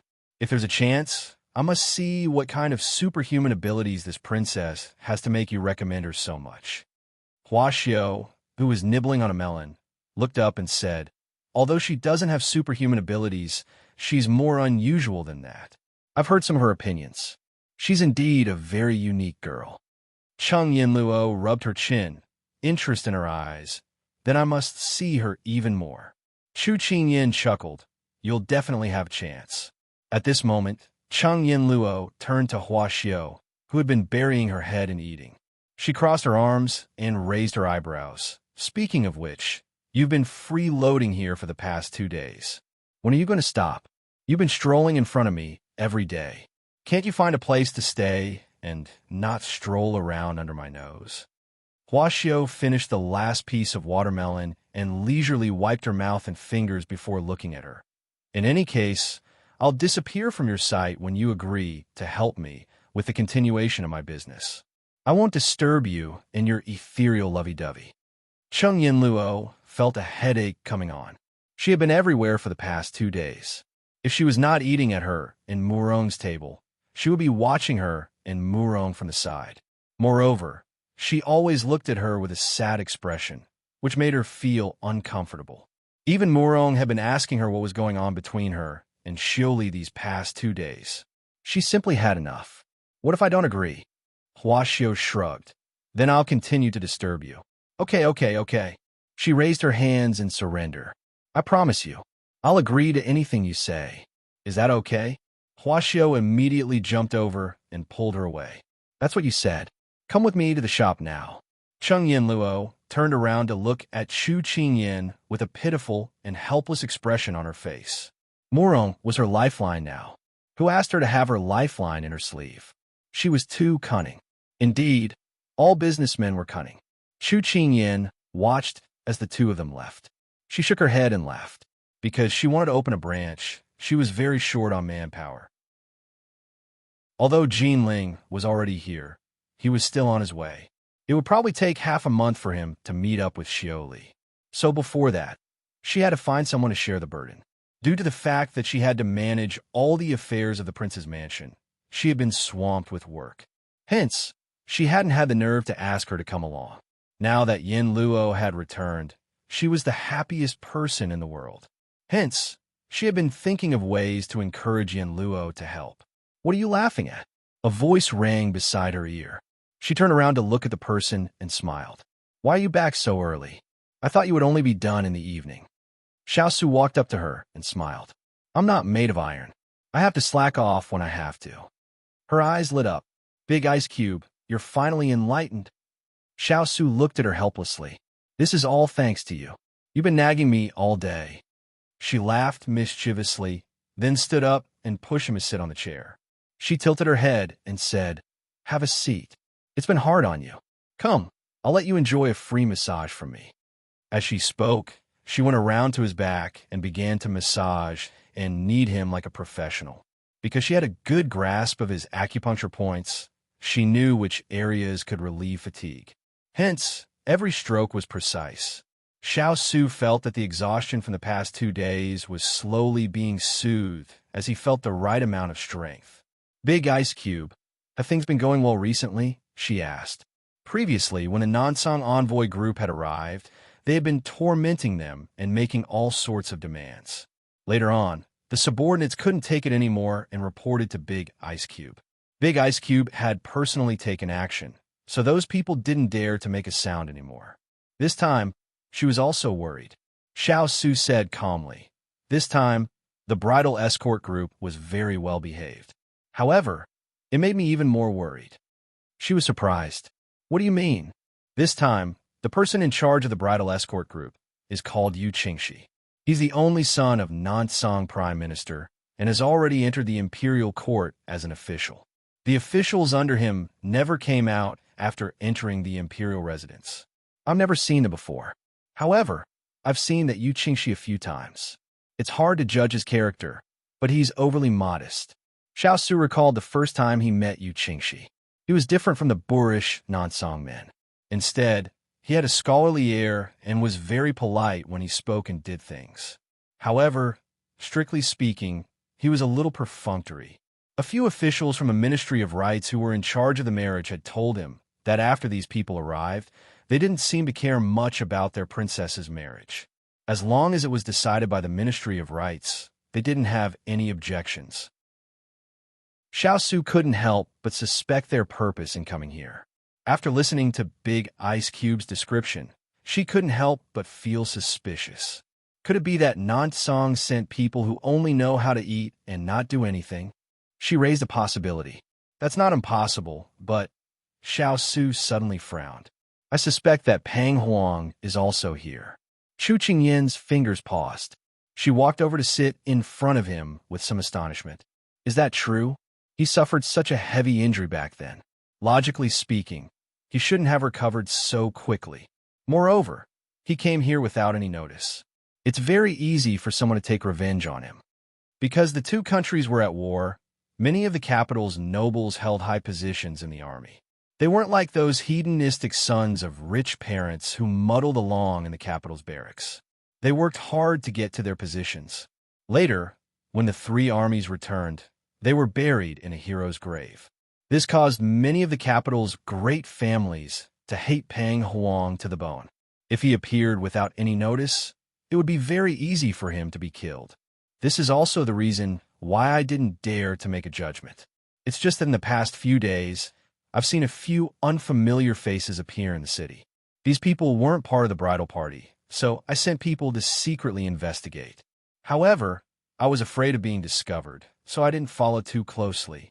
However, these people's actions are very similar to Pang Huang's style of doing things. Moreover, there are a few familiar faces, which made me suspicious. Xiao narrowed his eyes.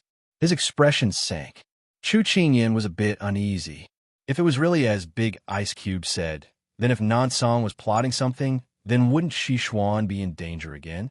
Would she and Big Ice Cube be unable to leave again? Chapter 1262.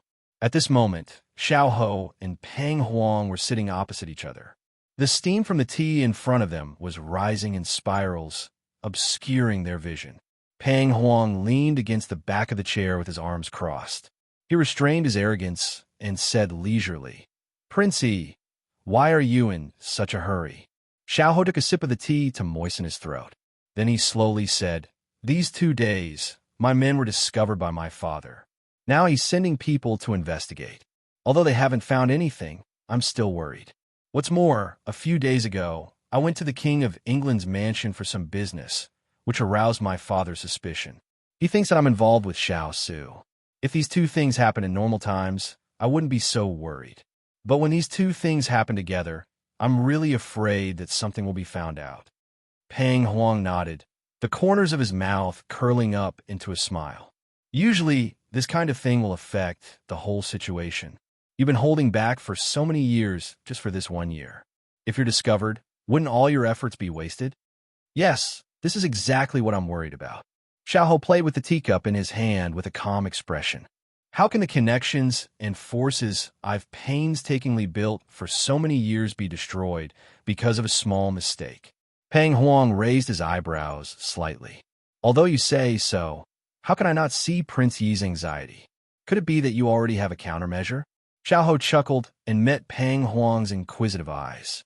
He said in a clear voice, "Of course. If I didn't have a countermeasure, how could I dare to disturb your highness?" Pang Huang saw Xiao relaxed and couldn't help but mutter in his heart. This was definitely not a small matter. However, Xiao in front of him was not nervous at all. On the contrary, he acted as if nothing had happened. This made him a little afraid of Xiao Xian, the lord who had no sense of existence. If this person was a friend, it would be fine. But if he became an opponent, it would be very troublesome. He might not be inferior to Xiao Su, but it was also because of this that he was looking forward to the scene between Xiao Su and Xiao Ho. Once these two people who were on par with each other fought, it would probably be more exciting than any other scene. "Please enlighten me, Prince C. I'm all ears."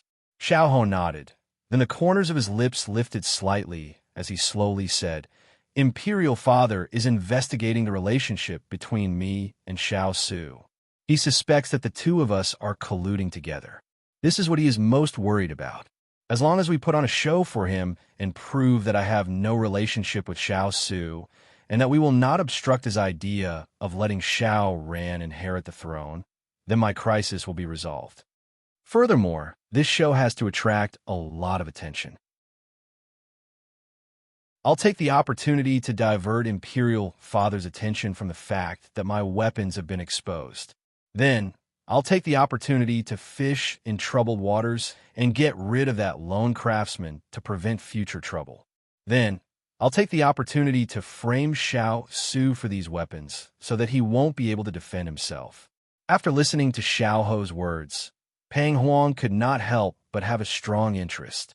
He leaned forward slightly and asked curiously, "You have said so much, but you still haven't revealed the secret.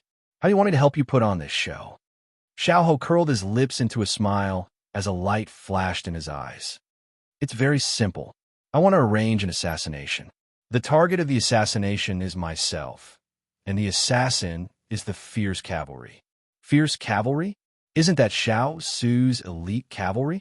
"Don't tell me you want—" Pang Huang's eyes lit up. "You want people to impersonate them?" Xiao Ho nodded. "That's right. After so many years, my people have fought with Xiao Su's fierce cavalry countless times. They have a good understanding of them, so we can start from there." Saying this, Xiao Ho looked up at Pang Huang. "However, although they have a good understanding of the fierce cavalry, I am currently at the heart of the struggle. Sending out my own people is too risky, and it will easily be exposed. Therefore, I want to borrow some people from your highness to impersonate the fierce cavalry.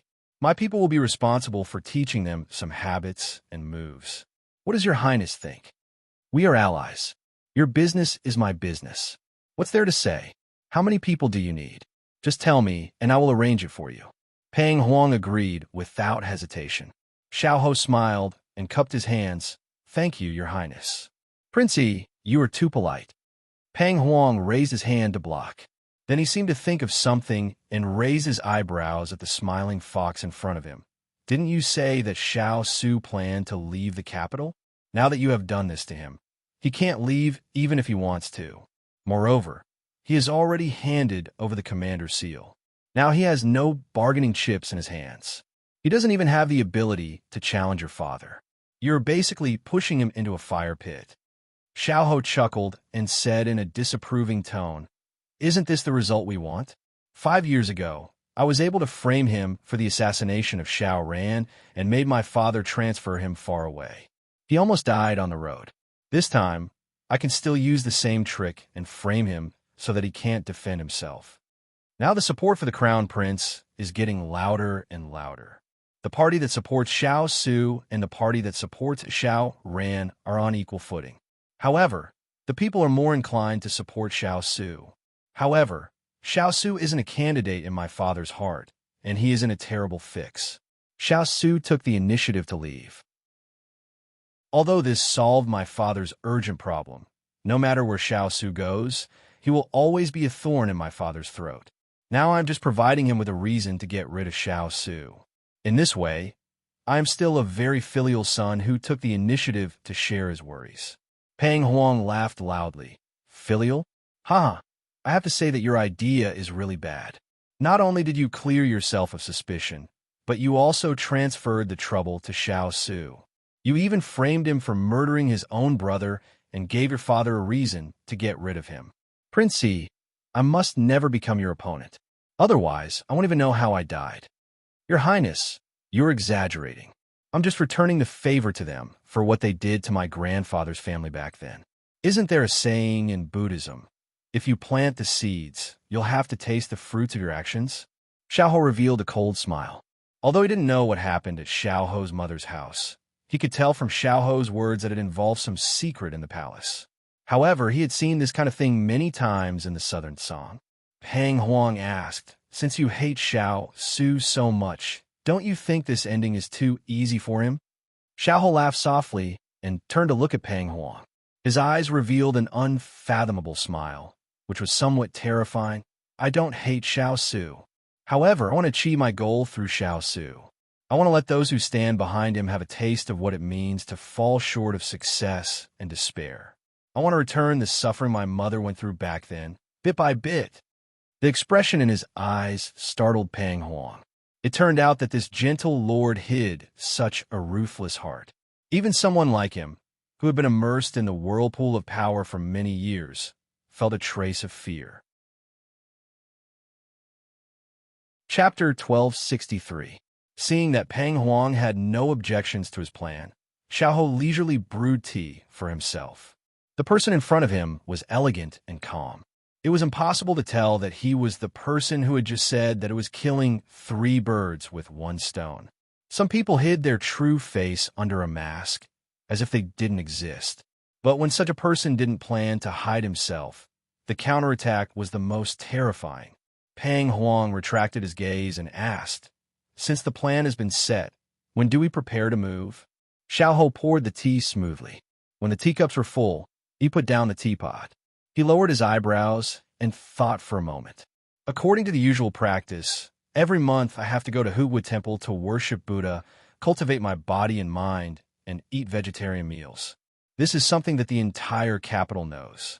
Imperial Father and Xiao Su are no exception, and the time is in 3 days, so let's set on that day." Saying this, he handed the brewed tea to Pang Huang.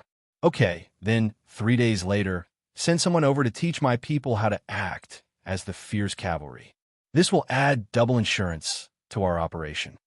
Saying this, Pang Huang took the tea he handed over and put it under his nose to sniff. A smile bloomed on his lips. "I didn't know that you had this trick up your sleeve. I just have nothing to do to pass the time." Xiao took a sip of tea and relaxed his brows. "The person you want, I've already brought it over. Today, we can start teaching." Pang Huang's fingers paused, and he looked at him suspiciously. "So you've already done everything. Aren't you afraid that I won't agree?" Xiao raised the corner of his mouth, revealing an elegant and unrestrained smile. He said in a certain tone, "You won't." "Why?" Pang Huang was surprised. He was so sure. Xiao stood up and looked down at him from above. "Because we have a common enemy. This is what I'm relying on." With that, he put down the teacup in his hand and looked at Pang Huang, who still hadn't come back to his senses. He smiled and said, "Thank you, Crown Prince, for the good tea.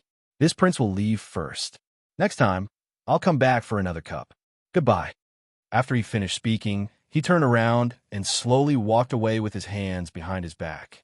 His figure was elegant and tall, and his azure clothes fluttered in the wind, giving others the illusion that he was gentle and harmless.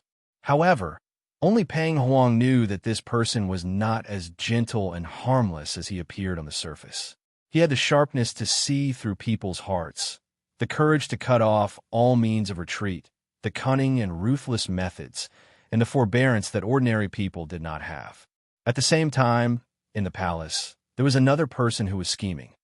"Then, young master, how do you plan to give him a taste of his own medicine?" the subordinate asked. Yu Qingxi tapped the folding fan in her hand and laughed mockingly. "Isn't Pang Zhijing's fiancé, Prince Yi, weak and sickly? This is enough for us to make use of."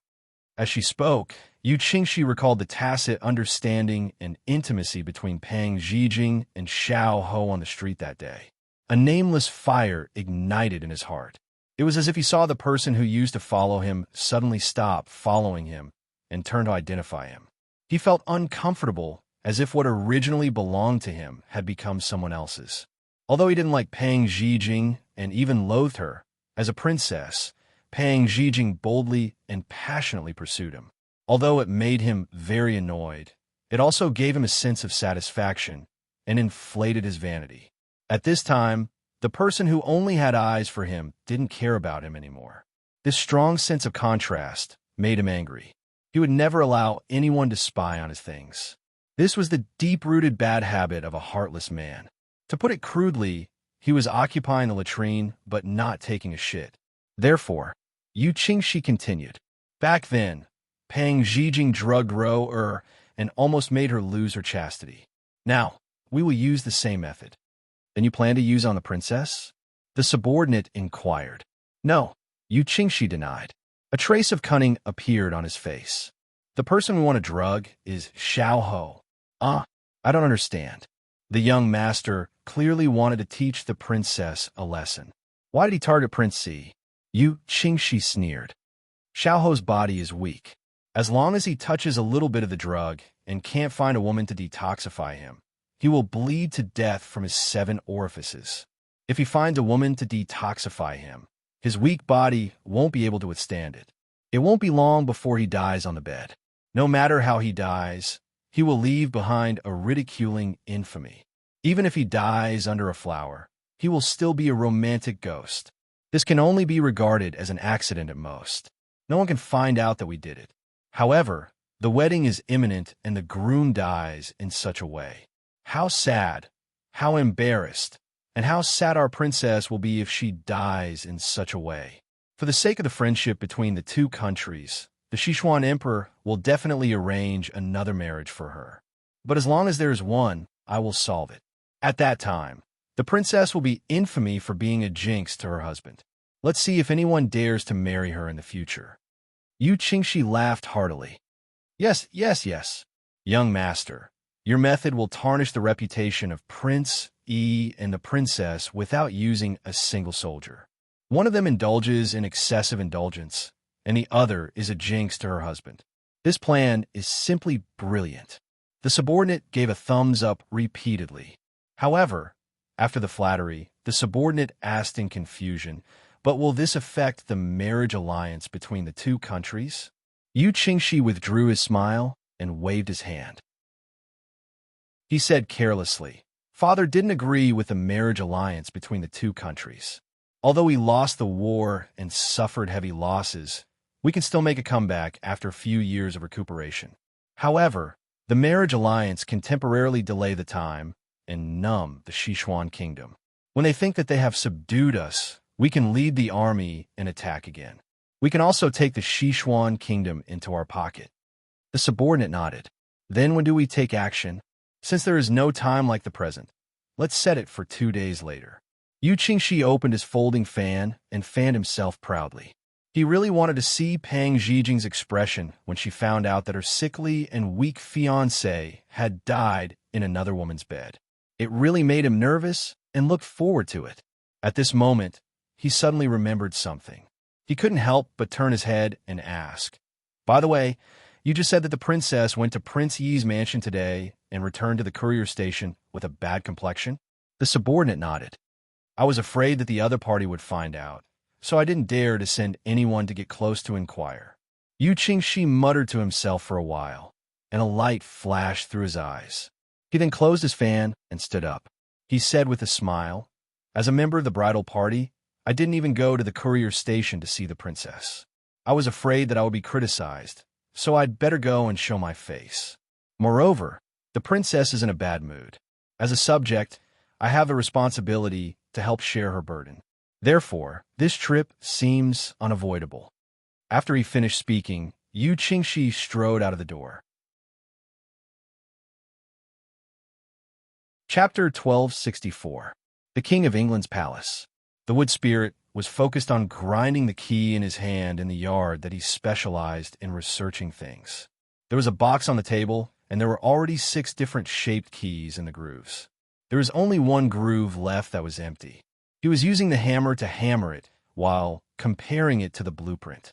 He carefully forged it, and after forging it for a while, he went to the whetstone to grind it. The weather was very hot, and sweat kept dripping down from his forehead, but he did not care about it at all. He kept paying attention to the engravings, because the keyhole of this 7 apertures exquisite lock was very special. There were already over 100 failed keys at his feet, and this one was one of the countless, but he had to treat it seriously. Perhaps this one would succeed. The closer it was to the final, crucial moment, the more careful he became. When the last carving was completed, he put the key into the water. After it cooled down, he took it out again and looked at it in the light from the window. The 12 carvings on the key appeared perfectly on the surface of the key. The depth of each carving was different. He was a little excited and immediately put the key on the drawing to compare. It was exactly the same as the one on the drawing. He immediately jumped up. "Success! I succeeded!" He finally completed the 7 keys to open the 7 apertures exquisite lock. Once again, he had achieved a breakthrough. At this time, the wood spirit did not care about his body. He placed the last key in the groove and then quickly walked to the main yard with the box. The earth spirit and the fire spirit were discussing matters as they walked towards the main courtyard. When they looked up, they saw the wood spirit in a hurry. Just as they were about to call out to him, they saw that he didn't care about them at all and quickly disappeared from their sight. "What happened to the wood spirit?" Huoling blinked and was a bit confused. Turin replied, "I think I saw him holding a box." Box. The two of them looked at each other. It wouldn't be that key, right? So the two of them sped up and entered the door. They saw the wood spirit open the box and excitedly say to his master and the little princess, "This subordinate has already finished researching these 7 keys." Chu Qingyan happily stood up and walked towards the wood spirit. Her fingers touched the different shaped keys, and her face was filled with surprise. "Wood spirit, you're too awesome. You're really too amazing."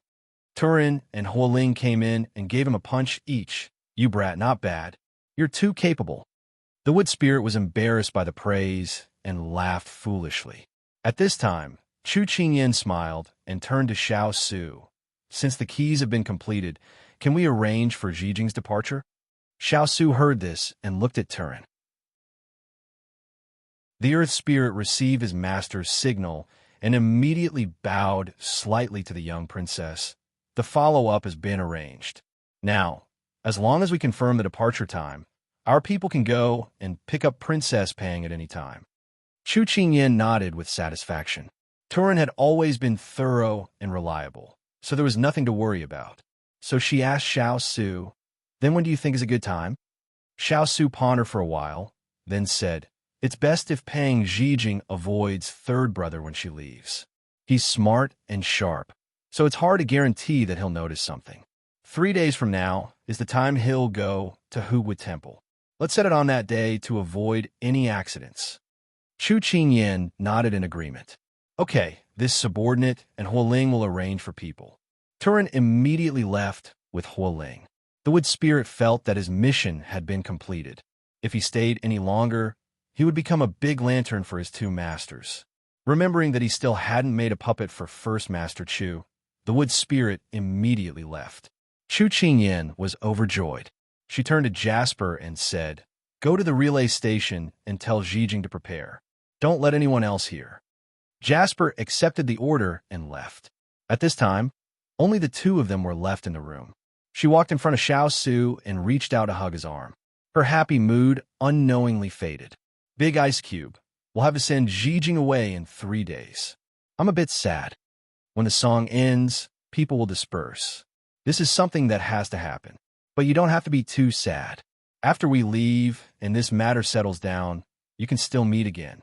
Knowing that she liked the princess very much, Xiao Su couldn't help but comfort her. She raised her head and met his gentle gaze. Her heart was still a bit sad. "Big Ice Cube, life is like a car. In the process of moving, there are people getting off and people getting on. We're always meeting and separating. In the end, there are only a few people left by your side. Those who travel with you will be with you until the end." He raised his hand to touch her head, a doting look appearing in his eyes. "And I will always be with you." She couldn't help but reach out to hug him. "Big Ice Cube, me too. Unless we're separated by death, we'll never part alive." Xiao Su reached out to hug her back and held her tightly in his arms. "Unless we're separated by death, we'll never part alive? Even if we're separated by death, we'll still be together. In 3 days, General Li will arrive in the capital. We can leave by then." "Okay." She couldn't help but smile at the thought of being able to leave this place far away. At the courier station, Pang Zijing was sitting under a tree in the courtyard, lying on the stone table and flipping through a book in boredom. Lu'er hurried over. Princess, Princess." Pang Zijing didn't even lift her eyelids and looked indifferent. "What happened? Why are you in such a hurry?" Lu'er ran in front of her and said breathlessly, "Master Yu is here. He's now in the hall, talking to Lord Tori." "Oh," Pang Zijing replied perfunctorily. Lu'er was stunned. "Princess, is this your reaction?" Pang Zijing couldn't stand her fussing anymore. She looked up and rolled her eyes at her. "Then what reaction do you want me to have? This courier station isn't our home. He's here with the identity of the bridal party. How can we chase him out? So don't make a fuss. There's a new fruit here. Do you want to try it?" Lu'er shook her head vigorously. "Princess, this servant means that Master Yu will come to the courtyard to see you later." Pang Zijing's hand paused in the middle of flipping through the book. She said in disbelief, "What did you just say?" Lu'er immediately repeated herself and said, "Princess, do you want to hide for a while?" Lu'er had heard from the princess that this young Master Yu was a two-faced and calculative person. Previously, the princess had offended him in the southern blue continent. This time, he wouldn't let the princess off so easily.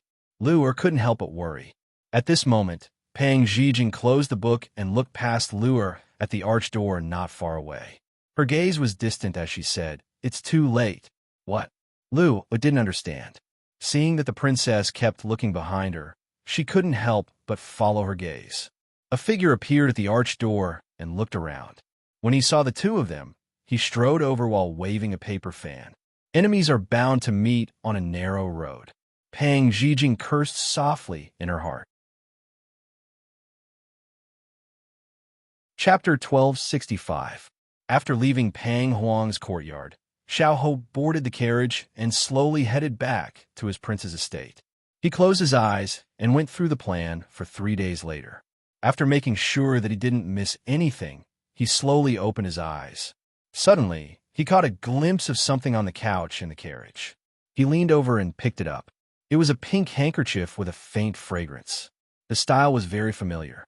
Wasn't this the thing that little rascal usually kept by her side? It should have been left on his carriage a few days ago. At this time, the handkerchief reminded him of what had happened in the study today. Because of those insignificant women, she had suddenly run away without saying a word to him. He originally wanted to chase after her and properly correct her bad habit of running away at the slightest provocation. However, Mr. Lin's appearance interrupted him and told him some unexpected things, so he didn't have time to care about her. Now that he thought about it, the words he said at that time seemed too stiff and misunderstood her meaning. In addition, he didn't deliberately explain, so she should have been jealous at that time, right? Jealous? When this word flashed through his mind, a smile involuntarily appeared at his eyes. Where is the princess right now? Ever since the princess returned to the relay station, she hasn't left her room. Okay, let's go to the relay station. The carriage immediately turned around and headed towards the relay station. Since he heard her heart today, then he would go and explain. If she wanted to know the origins of those women and what they did, then he would tell her. Xiao had never been someone who liked to explain his actions. However, ever since he met Pang Zhijing, he would subconsciously explain to her. Perhaps this was a way of expressing that he cared. If you didn't care about someone, then you wouldn't care about what they thought and wouldn't take their feelings into consideration. However, Xiao didn't realize that his feelings for Pang Zhijing were gradually deepening. The carriage was currently heading towards the relay station. However, at this time, in the relay station, Pang Zhijing looked at the uninvited guest in front of her and couldn't help but narrow her eyes. She saw Yu Qingxi strolling in front of her and waving her folding fan. Her sleeves fluttered in the wind. She thought that she was the most charming and unrestrained like this.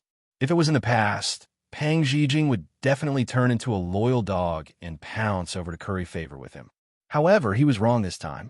Pang Zhi sat quietly under the tree. Not only was she unmoved, she even retracted her gaze and picked up a book to read seriously. Yu Qingxi frowned slightly. Why did it fail? He was slightly annoyed. He did not believe that his charm had diminished. Your Highness, I've just arrived at Sichuan 2 days ago, and I'm not used to it yet, so I didn't come over to disturb you. Today, I thought that Your Highness might not be used to this place, so I came to ask for Your Highness' forgiveness, as well as to greet Your Highness. A concerned smile appeared on Yu Qingxi's feminine face. Moreover, she knew how to use her pair of beautiful eyes to look at Pang Zhijing with a self-reproach and apologetic light. If the Pang Zhijing of the past saw Yu Qingxi like this, she would probably have long been overjoyed and giddy with happiness. It was a pity that the person standing in front of him was no longer the infatuated princess who was dead set on him. Pang Zhijing only felt that this person's eyes were twitching so badly. Could it be that he had contracted some kind of red-eye disease? She hurriedly averted her eyes, not wanting to be infected by him. However, this made Yu Qingxi think that she did not dare to look at him because she was shy, and he couldn't help but feel pleased. It seemed that she really was playing hard to get with him previously. Since official Yu has asked for forgiveness and asked for greetings, you can leave now. She planned to ignore him. Otherwise, this person would be like a grasshopper, jumping higher and higher. However, Yu Qingxi walked forward a few steps, and he could see her when he lowered his head. Why is Your Highness treating me like an outsider? Aren't you going to invite me to drink a cup of tea? I remember that Your Highness specially learned the art of tea for Qingxi in the past. Now that I'm here, can I ask for a cup of tea that Your Highness personally brewed? Yu Qingxi's eyes were so sincere that they seemed to carry deep affection, as if he was looking at his sweetheart. Pang Zhijing raised her head and looked into his eyes, but she was not bewitched by the affection in his eyes. Instead, she felt disgusted. This princess's skills are not good, so I won't embarrass myself in front of official Yu. Moreover, I heard that Miss Ro's art of tea is even better. You can go back and look for her. She leaned back, not wanting to be too close to him. This kind of distance made her feel very insecure. Yu Qingxi did not notice her small movements. In the future, she would be jealous. Her heart would be even happier, and her vanity would be even more inflated. As expected, she still had him in her heart. She was just pretending not to care. This time, Yu Qingxi's actions were even more ambiguous. He stretched out his hand to support himself on the stone table. From behind, it was as if he was holding her in his arms. And when he lowered his gaze, it happened to fall on her bright and beautiful face. His eyes trembled slightly. Why didn't he think that she was actually so beautiful in the past? Especially that pair of eyes, which were as resplendent as gemstones, so bright that they seemed to be able to speak. It's so cute to see Your Highness jealous.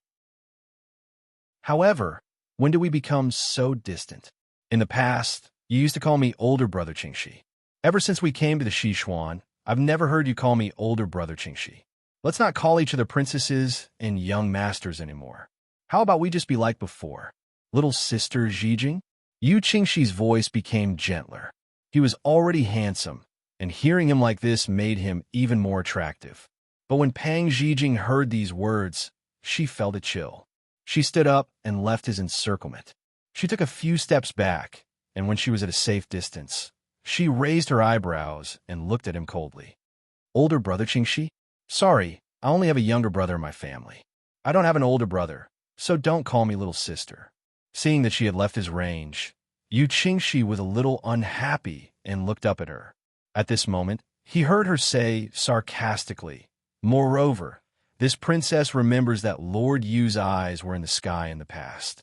He couldn't see this princess at all, but now his attitude has changed 180 degrees.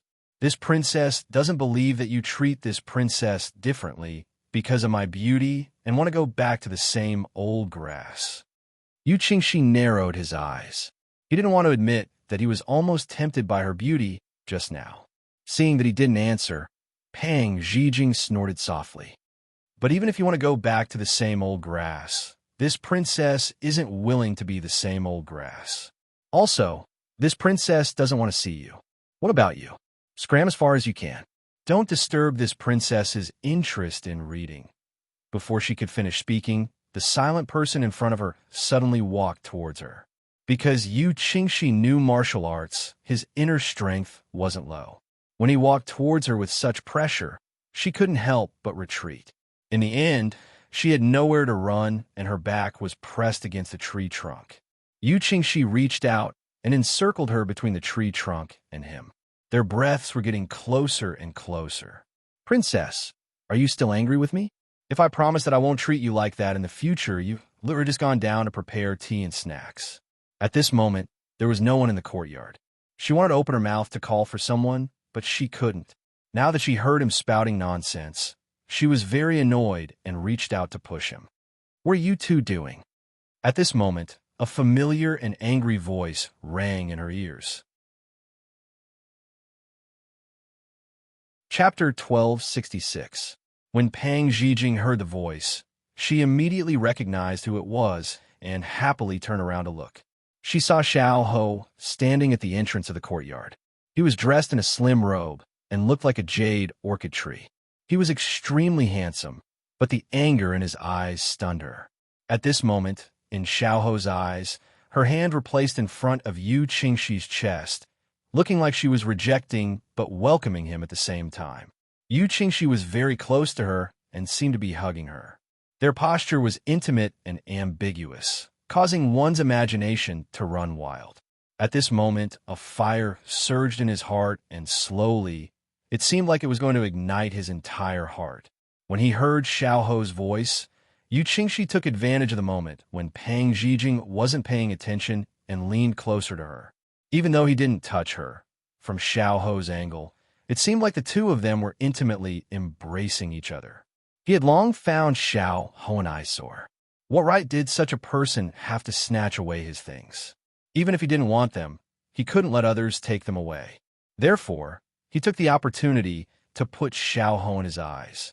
Pang Zhijing was initially happy, but when she saw his gloomy expression and felt a scorching pain on the back of her hand, she suddenly realized how intimate her and Yu Qingxi's actions were. Without thinking, she immediately pushed him away and took a few steps back to distance herself from Yu Qingxi. However, in Xiao Ho's eyes, this action felt like she was caught red-handed trying to cover it up. She was about to explain to Xiao Ho, but Yu Qingxi spoke before her. "Princess, I didn't cherish you in the past, and only now do I feel regret after losing you. Even though I know you still have me in your heart. Your marriage with Prince E is already set. There's no turning back. I wish you and Prince E a long life together. When I return to Southern Song, we won't be in contact anymore. Farewell." What the hell? Pang Zhijing still hadn't recovered from his confusing words when Yu Qingxi had already strode out of the courtyard. When he passed by Xiao Ho, he smiled at Xiao Ho, but it carried a hint of provocation and smugness. It was as if he was saying, "Even if you're the princess fiancé now, the person she likes is still me." When Yu Qingxi brushed past him, Xiao Ho's cold aura became even more intense. When Pang Zhijing realized that she had been tricked by Yu Qingxi, Her entire body exploded with rage.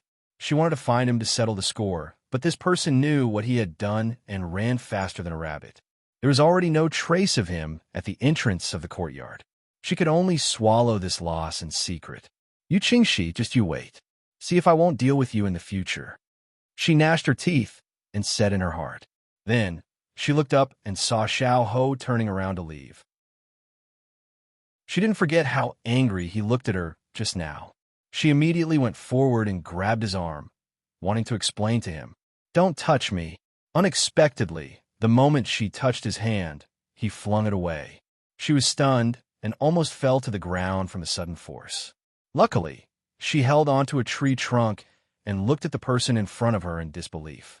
Seeing that she almost fell, a trace of annoyance flashed through Xiao's eyes. But when he thought of how she and Yu Qingxi were exchanging flirtatious glances, his heart felt like it was being roasted, and he was extremely angry. "Shouldn't you be looking for your lover? Why are you pulling me?" Pang Zhijing, who had yet to recover from his previous actions, was even more confused when she heard his words. "What lover? Could it be that you're talking about that scumbag Yu Qingxi? You dare to do it, but you don't dare to admit it?" He looked at her coldly. "Just now, you two were whispering sweet nothings to each other. Unfortunately, this prince saw it all. It's useless even if you want to explain it now. I'm very sorry. This prince has disturbed your two-person world. In the future, this prince will stay far away from you and won't get in your way." Hearing him revert to his distant self and say these words that made people uncomfortable, she went from being at a loss to being slightly annoyed. "Xiao, can you not speak like this? It's so strange. I have nothing to do with you, Qingxi. Don't misunderstand." "Misunderstand?" He gave a light snort, his eyes filled with disbelief. This prince believes his own eyes and also believes that he's not deaf. Everything you did and said just now, unfortunately, this prince saw and heard. Do you think that this prince will believe what you're saying? At this time, Xiao did not notice that he was actually revealing his emotions without any concealment. Moreover, the pain that came from the depths of his heart made his anger even more vigorous. Pang Zhijing thought of how Yu Qingxi deliberately got close to her just now and realized that he did it on purpose. He deliberately wanted to cause Xiao to misunderstand. She opened her mouth to explain, but she heard his frosty voice. "Pang Zhijing, this prince doesn't know how love-struck and foolish you are. In the past, when we were in Southern Blue, you still couldn't see Yu Qingxi's true colors. On the way to the Sichuan capital, he already sent people to kill you. Just how stubborn are you to be so dead set on him to this extent? Should this prince say that you won't give up until you reach the Yellow River, or that your brain is hopeless? Actually, what he wanted to say was, what was so good about a heartless scumbag man, to be able to make her so infatuated? I don't like him at all, and I'm not dead set on him. You misunderstood. Actually, I really hate him. I wish I could never see him again." Seeing him this angry, she was also a bit scared, so she hurriedly went forward to explain to him. "What are you saying all this to this prince for? It's not like you're related to this prince. This prince is not interested in your love debts at all." At this time, his mind was already occupied by the two of them being intimate just now. He had a belly full of anger with nowhere to vent. So when he saw her become even angrier, the words he said became even more hurtful. After he finished speaking, Xiao saw a hurt expression flash across her face. His heart became even more irritated, and he wanted to leave this place. These words made Pang Zhijing's heart tremble, as if there were many thorns pricking her heart. She was still digesting what he had just said, and the wound in her heart had not been healed yet. Seeing that he was about to leave without even looking at her, she immediately ran in front of him to stop him. She carefully reached out her hand to grab his sleeve, not daring to touch his hand. "Xiao, listen to me explain. Yu Qingxi and I are not like what you think." Before she could finish, she was once again cut off by Xiao. "Pang Zhijing, this king will say it again. No matter what kind of entanglement you have with Yu Qingxi, this king does not care. But if you dare to continue interacting with Yu Qingxi after the marriage, then don't blame this king for being impolite. Don't forget, you're only a chess piece in this king's plan. Squashing you to death is the same as squashing an ant. You're not the only one who can marry the princess. Xiao looked at her coldly, as if he was looking at a stranger who had nothing to do with him. She was stung by his gaze. Chapter 1267. Those words were so hurtful. Because of his words, Pang Zhijing's face gradually lost all color. Only a chess piece? Just like an ant. It doesn't have to be you. These words made her feel even more bitter and bitter than the words before. Previously, she knew that he had misunderstood her relationship with Yu Qingxi in a fit of anger. Those were unrelated, so she could understand. But these words had already exposed her position in his heart. A chess piece with no freedom. An ant. A puppet that could be replaced at any time. Xiao, in your heart, what am I? Although this was the truth, when she thought about how he had been so obedient to her during this period of time, it was like giving a person walking in the desert a glimmer of water. So she still didn't believe it and couldn't help but ask. Pang Zhijing, other than that marriage contract, we have nothing to do with each other. Could it be that you still have extravagant hopes for this prince? Xiao said coldly. So that glimmer of water was only a mirage. It was so beautiful, but it was only a mirage. It was like giving hope, but then personally destroying it. He was cold-blooded and emotionless, iron-blooded and heartless. If he didn't have a motive, how could he be so sincere to someone? She laughed mockingly in her heart.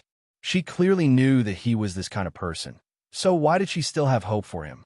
After Xiao finished speaking, he saw her pale face and felt very regretful. But he also felt that he was very unfamiliar at this time, as if he was a tiger that could explode at any time. This feeling was very uncontrollable. He had to leave this place to be able to clearly see what was wrong with him. So he looked at the small hand grabbing his sleeve and ordered with a cold face, "Let go." Hearing his unfamiliar and cold voice, Pang Zhijing slowly lowered her head. She felt like something in her heart was slowly cracking and then shattering bit by bit. She felt that this thing called happiness, after coming here, was always very far away from her. The more she wanted to grasp it, the more she couldn't grasp it. Her originally glossy fingertips turned white. She slowly let go of her fingers and watched as the piece of robe fell from her fingertips. Her lips slowly curved with a faint self-mockery. When Xiao felt the force on his sleeve disappear, he didn't feel relaxed.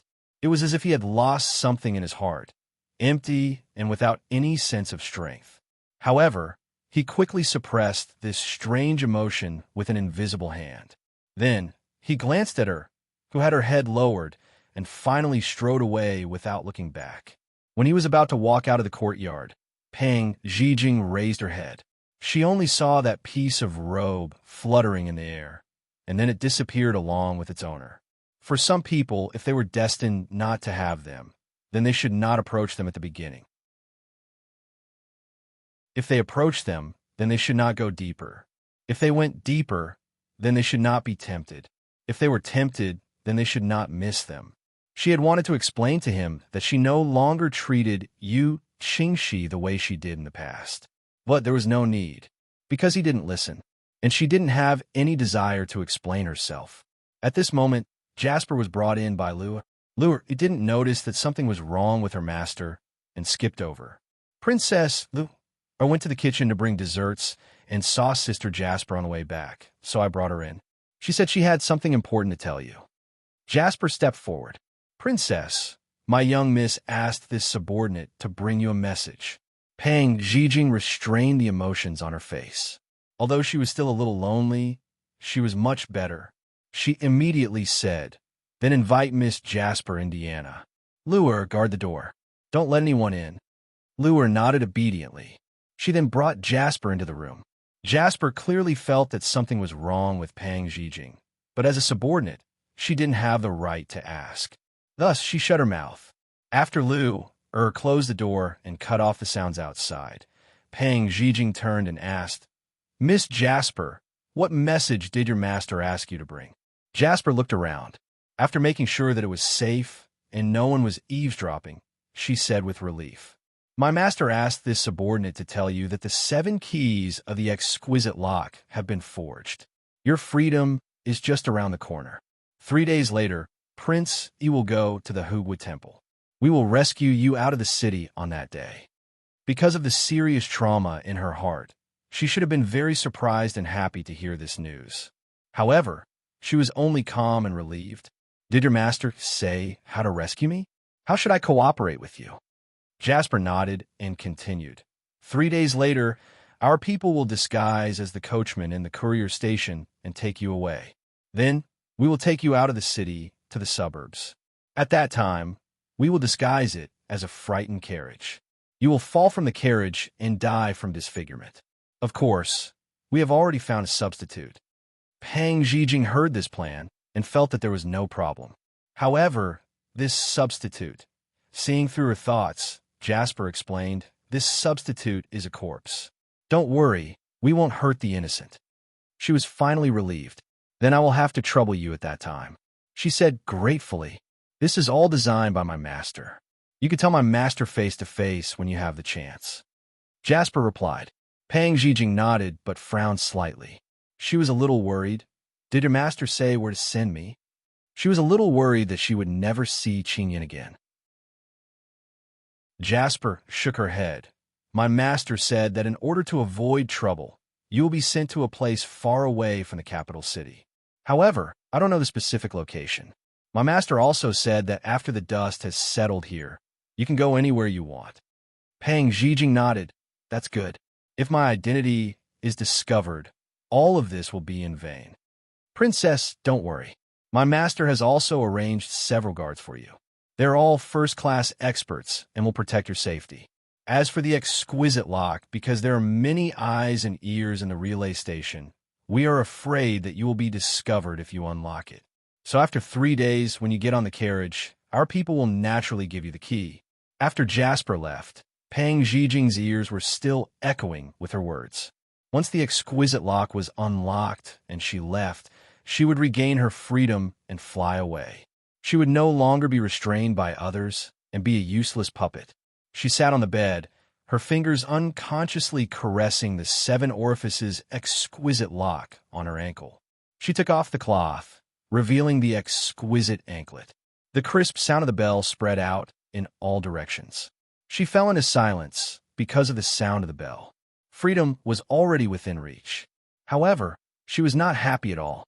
Perhaps it was because Xiao Ho's words today had hit her too hard. But there is already no connection between them, so what was the point of thinking so much? If she didn't explain today, she probably wouldn't have the chance to say it again. The secret love hidden in her heart might become her secret. So be it. Since she was going to leave, there was no need to torture each other with beautiful memories. Perhaps if he knew that she was dead, he wouldn't even bat an eyelid. This might be the best ending. She closed her eyes, and a tear fell from the corner of her eye.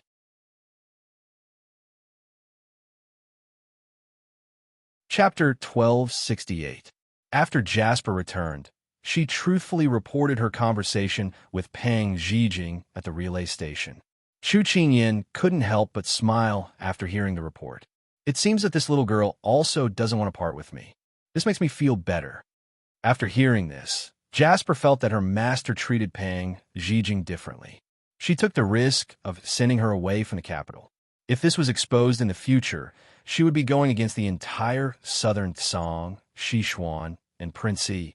She thought for a moment and said, "Master, this subordinate saw that the princess seemed to be in low spirits just now. She seemed to have lost her soul. I don't know what happened." Hearing this, Chu Qingyan couldn't help but raise her eyebrows. She put down the teacup lid in her hand and pondered for a moment. "When you entered the relay station, did you see anyone enter the princess courtyard?" This subordinate didn't see anyone. At this point, Jasper immediately added, "Lu, who said that Yu Qingxi and Prince E arrived at the courtyard one after the other and left one after the other." Yu Qingxi? Who is this person? This name sounded familiar to her, but she couldn't remember who it was. Jasper recalled Lu Er's introduction. He is the Southern Song official in charge of the bridal procession this time. His position isn't low. He used to be the person that the princess liked, but he didn't like the princess and was disgusted by some of the princess actions. But today, for some reason, he suddenly thought of looking for the princess. Chu Qingyin blinked as she pieced all the clues together and imagined a melodramatic drama in her head. If all of this was based on the fact that Xiao Ho cared about Jijing, then Jijing and Yu Qingxi's meeting caused Xiao Ho to misunderstand, causing Jijing to be unable to explain herself. Then, the two of them quarreled because of this. In this way, the matter had an answer. If this was the case, it would be a very sad thing for Jijing to have such a thing happen on the eve of their parting. Who wouldn't want to leave a good impression on the other person before leaving? What a pity, but all of this was just her guess. All right, let's not worry about this for now. Send someone to monitor the relay station. I guarantee that nothing will go wrong. However, Chu Qingyin didn't know that her guess was not far from the truth. Jasper immediately accepted the order and went to work. As soon as Jasper left, Xining came in with a letter in her hand. Mistress, the guard outside, said that someone sent this letter to you. Xining handed the letter over. As she took the letter, she asked, "Did they say who sent the letter?" Xining shook her head and said strangely, "The guard said that the man left immediately after delivering the letter. He didn't say anything else." After hearing this, Chu Qingyin opened the envelope with a puzzled expression, only to see a piece of paper with an orchid base. She opened it and saw that it said, "See you at Huifeng Tea House in the afternoon," and signed with the word month. She didn't need to read the content. Just by looking at the handwriting, she could tell at a glance that it was Dong Ting's handwriting. However, just as she was about to put down the envelope, a few orchids poured out. She pinched the petals, and there was still a rich fragrance that made people feel relaxed and happy. She couldn't help but laugh. Only this guy could make such a scene. However, this fragrance reminded her that the scent on his body seemed to be orchids. Who would have thought that such a devilishly charming person would have a noble and proud orchid fragrance on his body? Just thinking about it didn't match. However, if he were to stand like a normal person, there would be an indescribable elegance to him. Seeing her mistress smile helplessly, Xining couldn't help but ask curiously, "Mistress, what's written on it?" "Dong Ting asked me to catch up. I have to go out later," she said as she put away the letter. Just as she finished speaking, a voice sounded from outside the door. "Where are you going?" She turned around and saw Bing walking in. She couldn't help but wave the envelope in her hand. "A friend invited me. I'll go out in an hour. You can take care of dinner yourself." "Friend?" Xiao Su raised his eyebrows slightly. "Higashio Motetsu?" Her eyes lit up in surprise. "Bing, you guessed right." "That's right, it's Dong Ting." Xiao Su was slightly surprised. This was analysis, not a guess. The little fellow's friends in the capital could be counted on one hand. The few closest friends didn't even need to write a letter. They directly came to her. The people she met at the banquet and Huwa Temple were all women. Generally, they would use an invitation card instead of a letter. Therefore, after eliminating the possibility, there was only Higashio Motetsu left. However, Xiao Su didn't have a very good impression of this potential love rival. This was because the Moon Palace couldn't get away from the few times that the little fellow had been schemed against. Perhaps he didn't participate, but it didn't mean that he was innocent. Moreover, the Moon Palace had done a lot of dirty things during this period of time. They had done a lot of outrageous things for the right minister and consort Yu. This made Xiao Su even more worried about the little fellow's trip. "Do you need me to go with you?" Chu Qingyin was playing with the orchids, thinking about how to put them in the pages of the book. When she heard Bing's words, she didn't know whether to laugh or cry. "I'm just going to see a friend. Don't be so nervous. And you've forgotten what happened last time. If it weren't for Dong Ting, I'm afraid I wouldn't be your fiancé now. So don't worry." That being said, Xiao Su still had a knot in his heart. It was like putting his most cherished treasure in front of a greedy hunter. He felt like a sheep in a tiger's mouth. He said that he wouldn't interfere with her circle of friends, respect her privacy, and wouldn't tell her what to do with her life. Now, he felt a kind of unspeakable bitterness. However, he knew that the little fellow had a sense of propriety. After knowing that Higashio Motetsu stood on the opposite side of them, she was still willing to be with him. She must have her own ideas. He believed in her. After seeing Bing's expression change, he finally returned to normal. She knew that Bing wouldn't stop her or follow her to the tea house. She said happily, Then I'll change my clothes. Change clothes? No. He immediately denied it. Why? Not only Chu Qingyan was surprised, but Xining was also a little confused.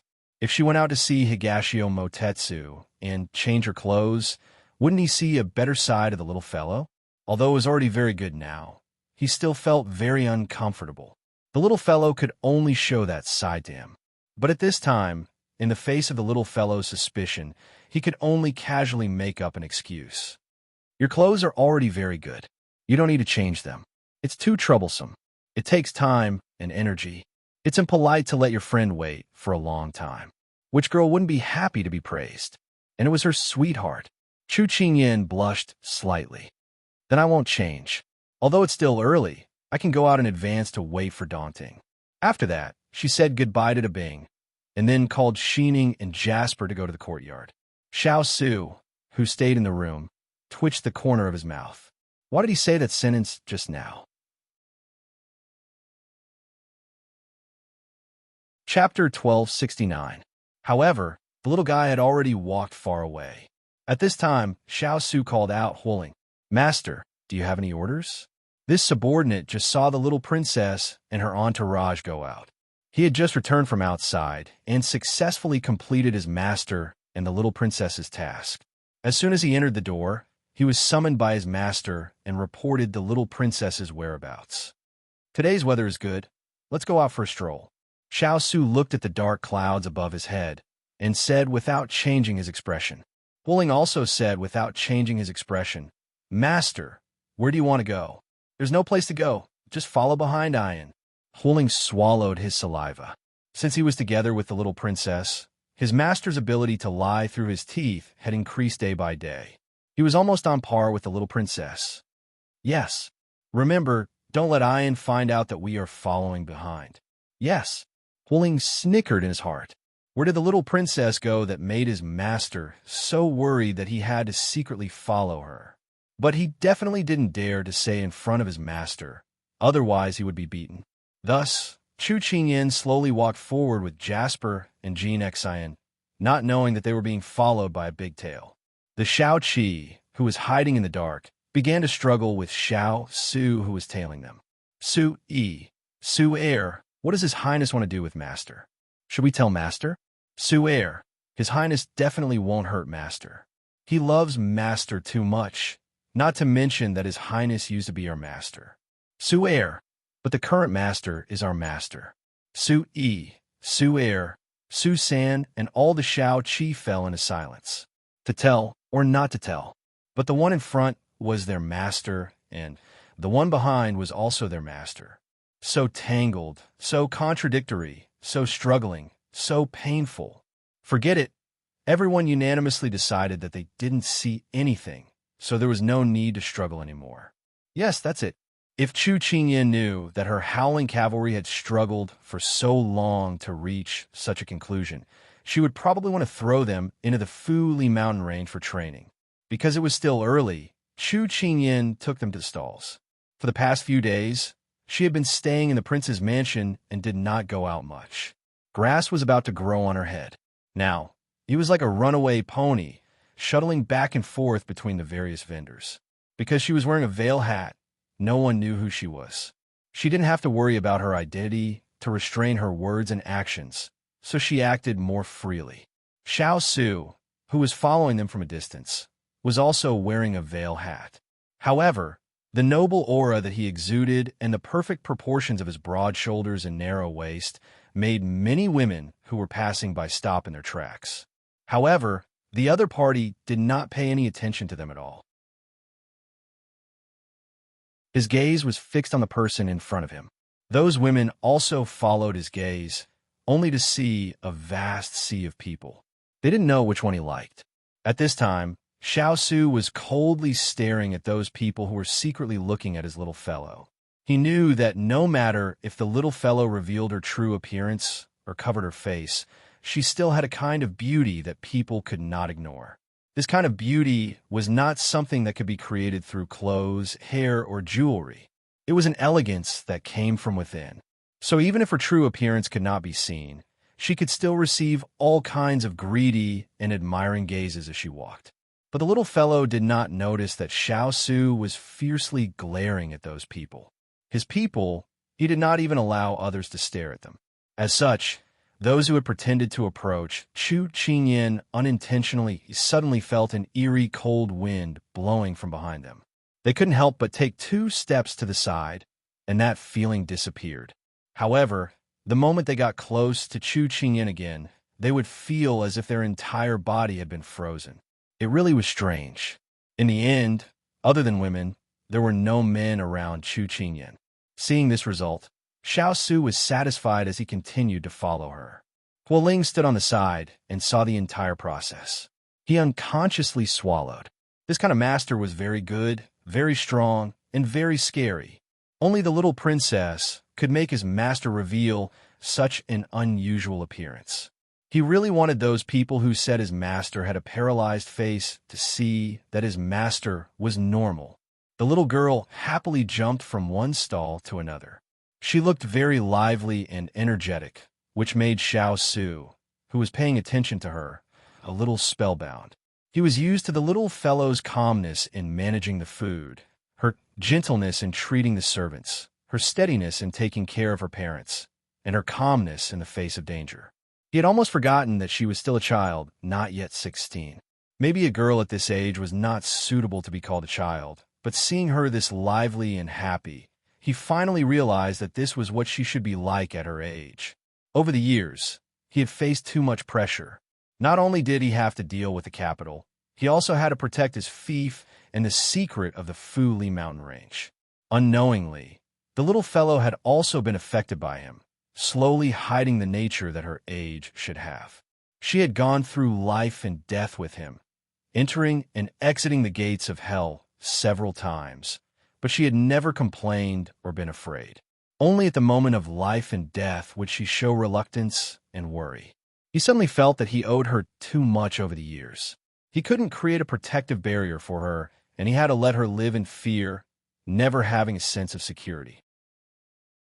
Every time he saw her reveal a rarely seen childishness, Xiao Su's heart would feel a deep sense of guilt. He suddenly stopped in his tracks. Huo Ling was walking when he almost bumped into his master's back. He immediately jumped away and poked his head out from behind, asking in a confused voice, "Master, the tea house is in front." This subordinate saw the little princess go in. "We need to hurry up and book the room next to theirs. That way, it will be easier for you to supervise." No, it's to accompany the little princess. Yeah, he almost spilled the beans. He hoped that his master wouldn't take it to heart. He didn't want to increase his training tomorrow. Xiao Su slightly lowered his eyes. There was an indescribable light hidden in his dark eyes, and it was impossible to see his current mood through the veil. "Let's go back." Huo Ling, who was thinking about what position he should use to eavesdrop, was suddenly dumbfounded. "Master, we finally managed to follow." A sharp gaze shot over, and Huo Ling immediately shut up. He would do whatever his master said, and he would obediently stand on the side as the background. Xiao Su turned to look at the tea house and revealed a faint smile. Since he said that he would give her enough freedom, then he could not go back on his words. The only happy time she had, he could not take it away from her. Xiao Su looked away and suddenly turned to a corner of the tea house, releasing his internal strength. Su Yi and the others were scattered all over the tea house, silently guarding their master. At this time, a wave of pressure came over, making them tremble slightly. Then, at the same time, they met His Highness's gaze, which was asking them to take good care of their master. They immediately nodded and swore to protect him with their lives. Xiao Su looked away again and gave orders before leaving. "Pay close attention to when General Li enters the capital." Huo Ling paused. This sudden sentence he immediately understood. His master was becoming more and more impatient to leave with the little princess. Didn't this mean that they would soon have a little master? The corners of his mouth curled up, and he immediately agreed cheerfully. His footsteps fluttered as he followed. Chapter 1270. Sitting in a tea house with an open window facing the street, a person was currently standing there. Higashio Motetsu looked down at the black figure slowly disappearing into the crowd. He originally wanted to see the little girl arrive in advance, but he didn't expect to see Xiao Su following behind her. A subtle smile appeared on his pale face. In this world, the only person who treated the little girl with the most sincerity and without any reservations was him. Everyone thought that the undefeated war god Bloodthirsty was heartless, but when a cold-hearted person was moved, they were the most affectionate. To be able to go to this extent for a woman, that was true love. At this moment, there was a knock on the door. He guessed that the little girl was about to arrive. He closed his eyes and circulated his internal energy. His pale face was forced to turn red by the circulation of his internal energy.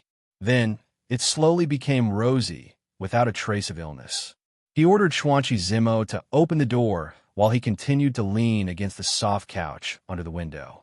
His expression was languid as usual. Chu Qingyan didn't know that she had been followed the whole way. Her footsteps were light as she entered the room. When she saw him, she immediately put on a stern expression. When Higashio Motetsu saw her expression change, he thought that it was because he hadn't been able to cover up his complexion. Just as he was about to circulate his internal energy again, he saw her angrily walk in front of him. She slammed the small tea table on the couch. "If you don't give me an explanation for what happened last time, I won't drink tea with you." It was completely like a child throwing a tantrum. "If you don't tell me, I'll break off all relations with you." It was a different approach, but it had the same effect. Higashio Motetsu sighed in relief. So it wasn't because of her complexion. However, her words caused him to slightly knit his brows. The little girl was talking about an explanation. Was she talking about the poisoning incident from 2 days ago with Huang Yi, or the falling into the water incident before that? He realized that in this short period of time, the Moon Palace had already made a move against her so many times. Well, he wasn't aware. Did they make a move against her? When he thought of this, his mood became somewhat gloomy. When she first came in, she only wanted to scare him. Who told him to always disappear without a trace? Looking for him was like looking for a needle in a haystack. But looking at his expression, it seemed that something was wrong. Chu Qingyan immediately retracted her questioning look and asked worriedly, "Hey, are you all right? Is it because you disobeyed me and got scolded for falling into the water last time? Did I poke at your sore spot? If so, I apologize." She was a flexible person. When it came to her friends, no matter who was in the wrong, she would definitely be the first to apologize. Someone once said that in a relationship, the person who bowed down first could tell who cared more.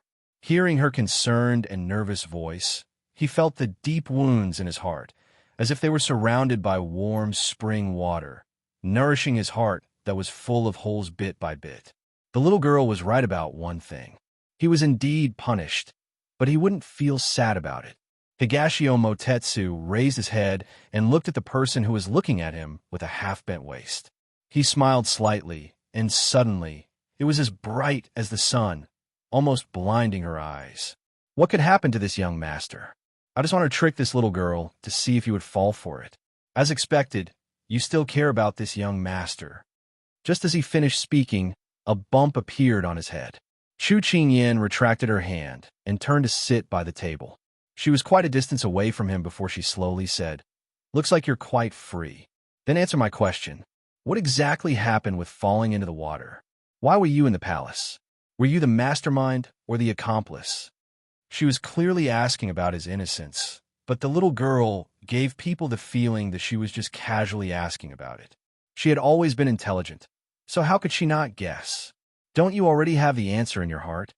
Higashio Motetsu twirled a strand of hair around his shoulder around his finger and played with it, giving her a devilish smile.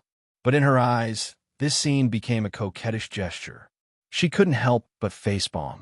Why did a handsome man have to make such a gesture? He simply didn't give women a way out. She regained her composure and said with a faint smile, "All right, then I'll guess. You're only responsible for saying yes or no." This sounded like a pretty good game. Higashio Motetsu agreed without hesitation. "Consort, you set up this trap for me?" "Yes." "Consort, you and the Moon Palace sect are working together?" "Yes." Consort Yu wants to use the Moon Palace sex influence to pave the way for Xiao Ran? Yes. Were you coerced by them to help them? Higashio Motetsu was about to say the answer without hesitation, but he stopped at the last moment and swallowed the words. He looked at the person who was calmly staring at him in shock. After a while, he finally asked, "Little girl, are you trying to trick me?" The words from before were just a prelude. Her last question was her true motive. What shocked him the most was, how did she see through it? He remembered that after leaving Jiangnan, they had very few opportunities to meet. Moreover, he had hidden it so well that it should have been impossible for her to find out. Chu Qingyin crossed her arms and looked at him coldly. "But you seem to be very vigilant. Are you afraid that I'll discover your secret? Were you really coerced into doing this?" Fortunately, he had reacted quickly and didn't fall in her trap. Thus, he relaxed his body and lay down like a softy. He supported his cheek with one hand and looked at her lazily. "Do you think that someone like this young master would be coerced into doing something? Little girl, can you stop joking around? This isn't funny at all." Chu Qingyin narrowed her eyes and tried to determine the truth of his words. However, the face in front of her was too devilish and impeccable. She couldn't tell whether he was telling the truth or not. That's right, this person was so cunning. He was the one who schemed against others. How could he be coerced? Thinking of this, she relaxed. "All right, I won't joke around with you." "All right, didn't you want to treat me to tea? Where's the tea? Where are the refreshments?" Hearing her impatient glare at him and no longer ask the question, he breathed a sigh of relief again. He clapped his hands, and soon, someone came to serve tea and refreshments. "The tea here is not bad. Try it." He raised his hand and gestured. Chu Qingyin picked up the teacup without hesitation and placed it under her nose to take a whiff. The fragrance was rich and refreshing. She took a sip and found that it was warm and refreshing. She nodded and said, "This is good tea." Higashio Motetsu took out a folding fan from somewhere and fanned himself. He said proudly, "How can it be bad if it's recommended by this young master?" Chu Qingyin stared at him in amusement. He was really going to open a dye house just because she gave him some color. However, she wasn't going to argue with a proud child about this. At this moment, Higashio Motetsu saw her and clapped her hands. The servant girls, standing on both sides of her, stepped forward and placed the things in their hands on the table before respectfully retreating.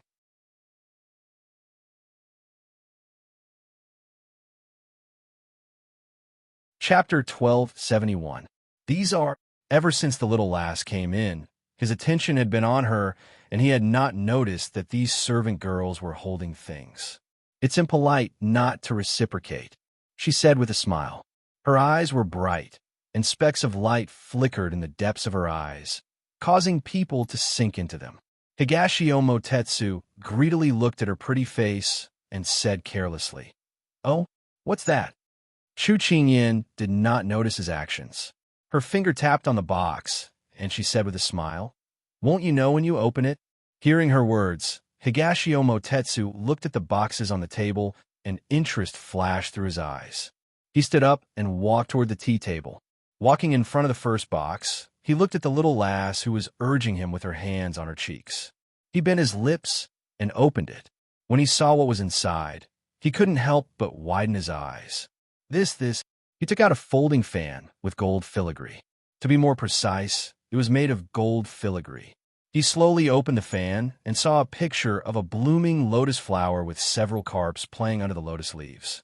It looked very lifelike. This was not the main point. The main point was that the lotus flower was hollow, but when the sun shone on it, he found that it was not really hollow. There seemed to be a thin and transparent cloth in the middle, like the wings of a butterfly. When it was fanned, there was a sweet fragrance that assailed his nostrils. The wind was very strong and did not lose to any folding fan. When he held this folding fan in his hand, although it felt lighter than other folding fans, its value was far higher than any of the fans he had seen. It was priceless. Higashio Motetsu turned his head to look at the person who was looking at his expression with interest. "Little lass, is this a gold filigree fan? At least you know what's good for you." "Not bad. This is what you people who pretend to be cultured use." I know you like to use fans, so I spent a lot of effort to find this one. It's better than the one I gave you before. Chu Qingyin felt a sense of accomplishment when she saw that he couldn't bear to part with it. She smiled and said, "It's fine." Higashio Motetsu looked at her and sighed with a smile. "No matter what it is, as long as it's from you, I will cherish it. Even if it was a stone, he would take good care of it." The seriousness in his voice made her slightly stunned, and then she revealed a brilliant smile. He was indeed her good friend. It felt good to be treasured like this. "There's also a box here. It's filled with your favorite food that I bought on the way here." As she spoke, she opened the lunchbox. The box was filled with all kinds of pastries. She knew that he didn't like sweet things, so she had bought salty ones. He stared blankly for a moment. These were all things that he had inadvertently mentioned when he was eating. He didn't expect the little girl to still remember them. In his heart, an indescribable emotion suddenly welled up. It was as if these colorful colors were embellishing his pale white world and flashing in his sky.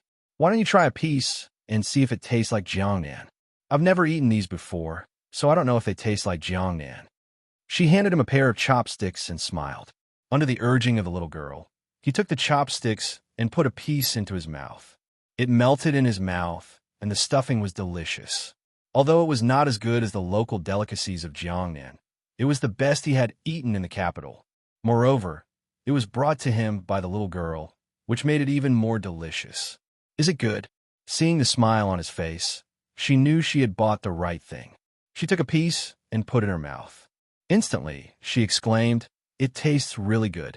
I've decided to get a piece of this flavor in the future."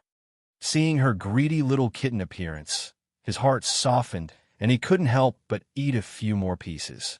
Beside them, Xuanqi Zimo was trembling with fear. The young palace master's body was not in the right condition to eat these things, but he had received a warning from the young palace master not to act rashly. He could only stand there anxiously. It was easy to get sick of eating too many pastries. Chu Qingyin poured a cup of tea for herself, and daunting to get rid of the grease.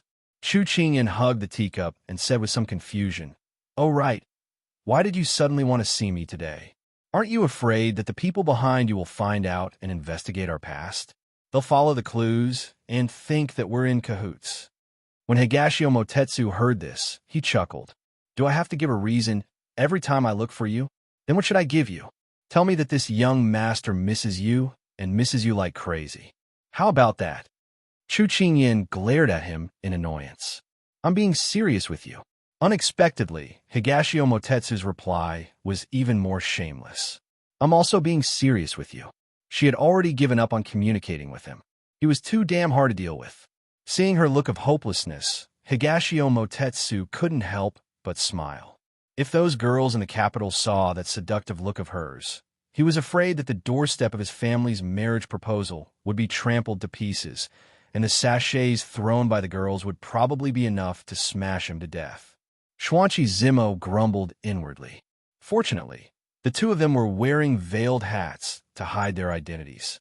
However, when they met someone they knew, they would usually remove the veil and reveal their true faces. "All right, I'll stop teasing you. I heard that you'll be leaving the capital in a few days, so I took advantage of the good weather today to ask you out to catch up." Chu Qingyin was slightly surprised. "How did you know that Big Ice Cube and I were leaving?" "That's because this young master is omnipotent." Higashio Motetsu smugly waved his newly obtained golden silk fan proudly. "Speak human." Higashio Motetsu rubbed his nose. "When your family's highness left the imperial study, leaving the capital was no longer a secret. You have to believe that in the imperial palace, unless it's a secret, no matter how small the matter is, it can't be hidden, let alone such a big matter. Of course, not many people know about it." Chu Qingyin sighed in relief, but his next words almost choked her to death.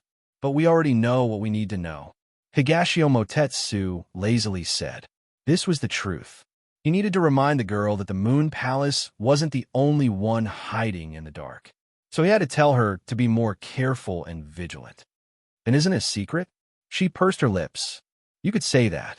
Although the Emperor has kept it a secret, The news is already spread in private. It's just that it hasn't reached your ears yet. Higashio Motetsu was still leisurely waving his fan. From time to time, he would caress the patterns on the fan as if he couldn't bear to part with it. However, for some reason, the redness on his face had begun to fade. However, Chu Qingyin didn't notice this. Her mind was completely focused on the news of them leaving the capital. If they know that we're leaving, then they also know that Big Ice Cube doesn't want to fight for the throne. Will they stop targeting us? Not necessarily. Chapter 1272. When Higashio Motetsu heard this, he couldn't help but find it funny. How could things be so simple? Why? We've already left. Don't tell me they still want to kill us all. Chu Qingyin angrily clenched her fists, a wave of anger spiraling in her heart.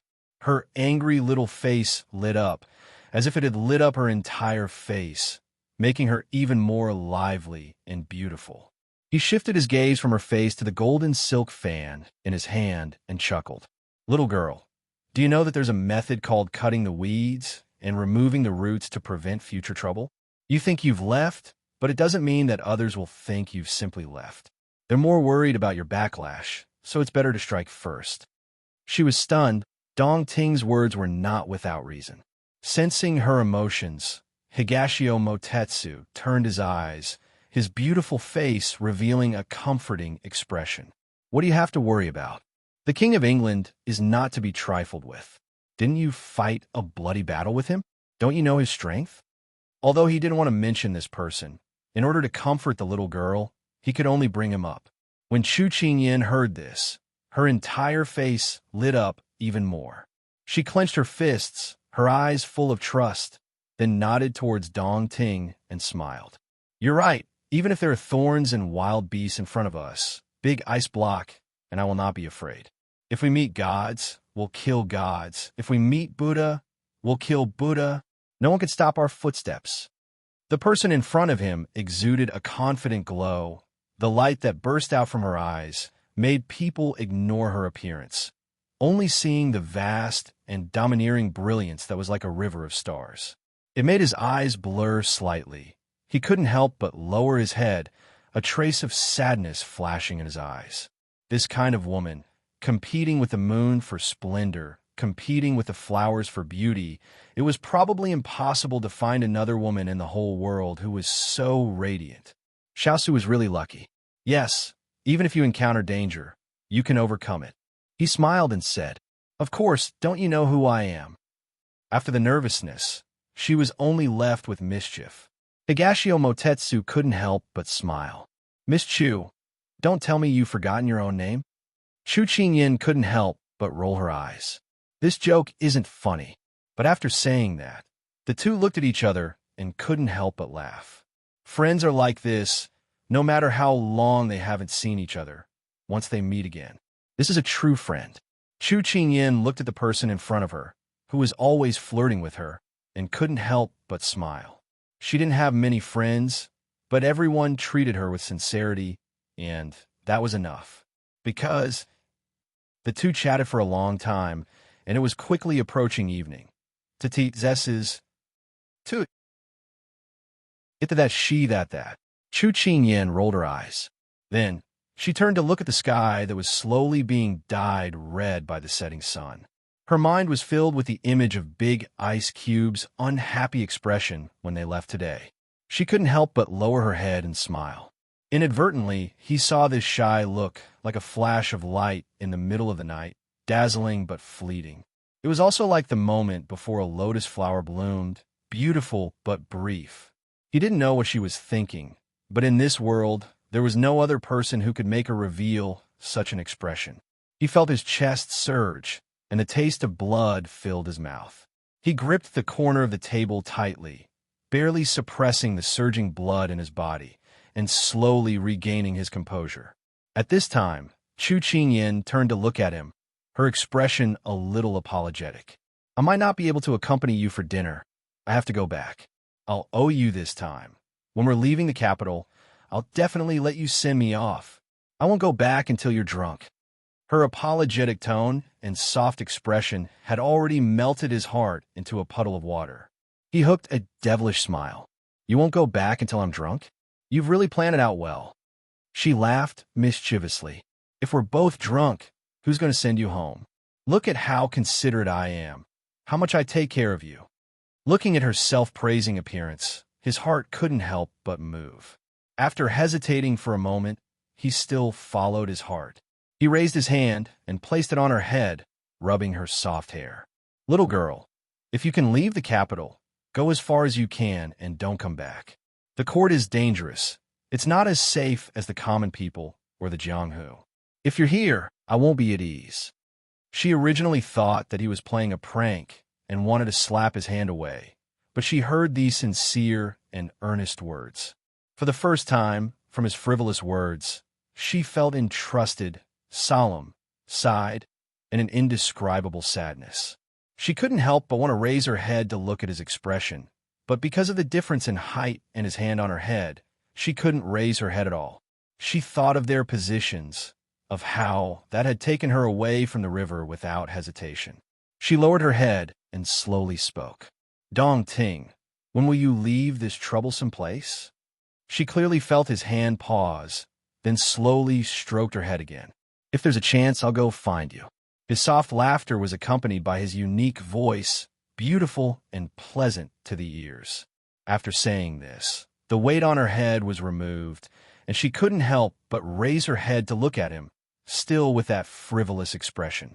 "Dong Ting, before, I suspected that you were threatened to do bad things, so I rushed to meet you today, but now I'm relieved." Her gentle eyes carried a smile as she vowed solemnly, "But if anyone wants to hurt you, you can tell me. I don't need the power of the big ice block to help you teach them a lesson." He stared blankly at the person in front of him. She clearly didn't reach his shoulder and was so petite and lovable, but she seriously said that she would protect him. A warm current flowed from his heart to his limbs, soaking his cold body and mind in a hot spring. He chuckled softly. "Silly girl, how can a scourge like me be bullied by others? You should be worried about yourself." Chu Qingyan unhappily glared at him. "Humph, I'm not going to talk to you anymore. I'm going home." When she passed by him, she made a face at him, then she proudly swaggered away with her two maidservants. He smiled faintly and leaned against the soft window sill, his gaze falling on the entrance of the tea house. It wasn't until that crimson figure appeared and then disappeared into the crowd that he removed the inner force that was suppressing his body. His face rapidly turned pale. If Chu Qingyan was still here, she would probably be shocked. "Master, you've seen Miss Chu. Let this subordinate find a doctor for you." Before Xuanqi Zimo could finish speaking, he cried out in alarm. "Master, Higashio Motetsu found him noisy," so he frowned slightly and lowered his head to look at the golden fan. There was a drop of blood where the lotus flower bloomed, and soon another drop of blood dripped down. He didn't care at all about the blood flowing from the corner of his mouth. After casually wiping it, he took a handkerchief from the side and carefully wiped the blood stains on the golden fan. This was a gift from the little girl, so he mustn't dirty it. If the little girl got angry and stopped giving gifts, that would be terrible. Xuanqi Zimo looked at the rare, gentle, and serious expression on his master's face, and he suddenly had a bold suspicion. You're tuning into the Romance Rendezvous YouTube channel.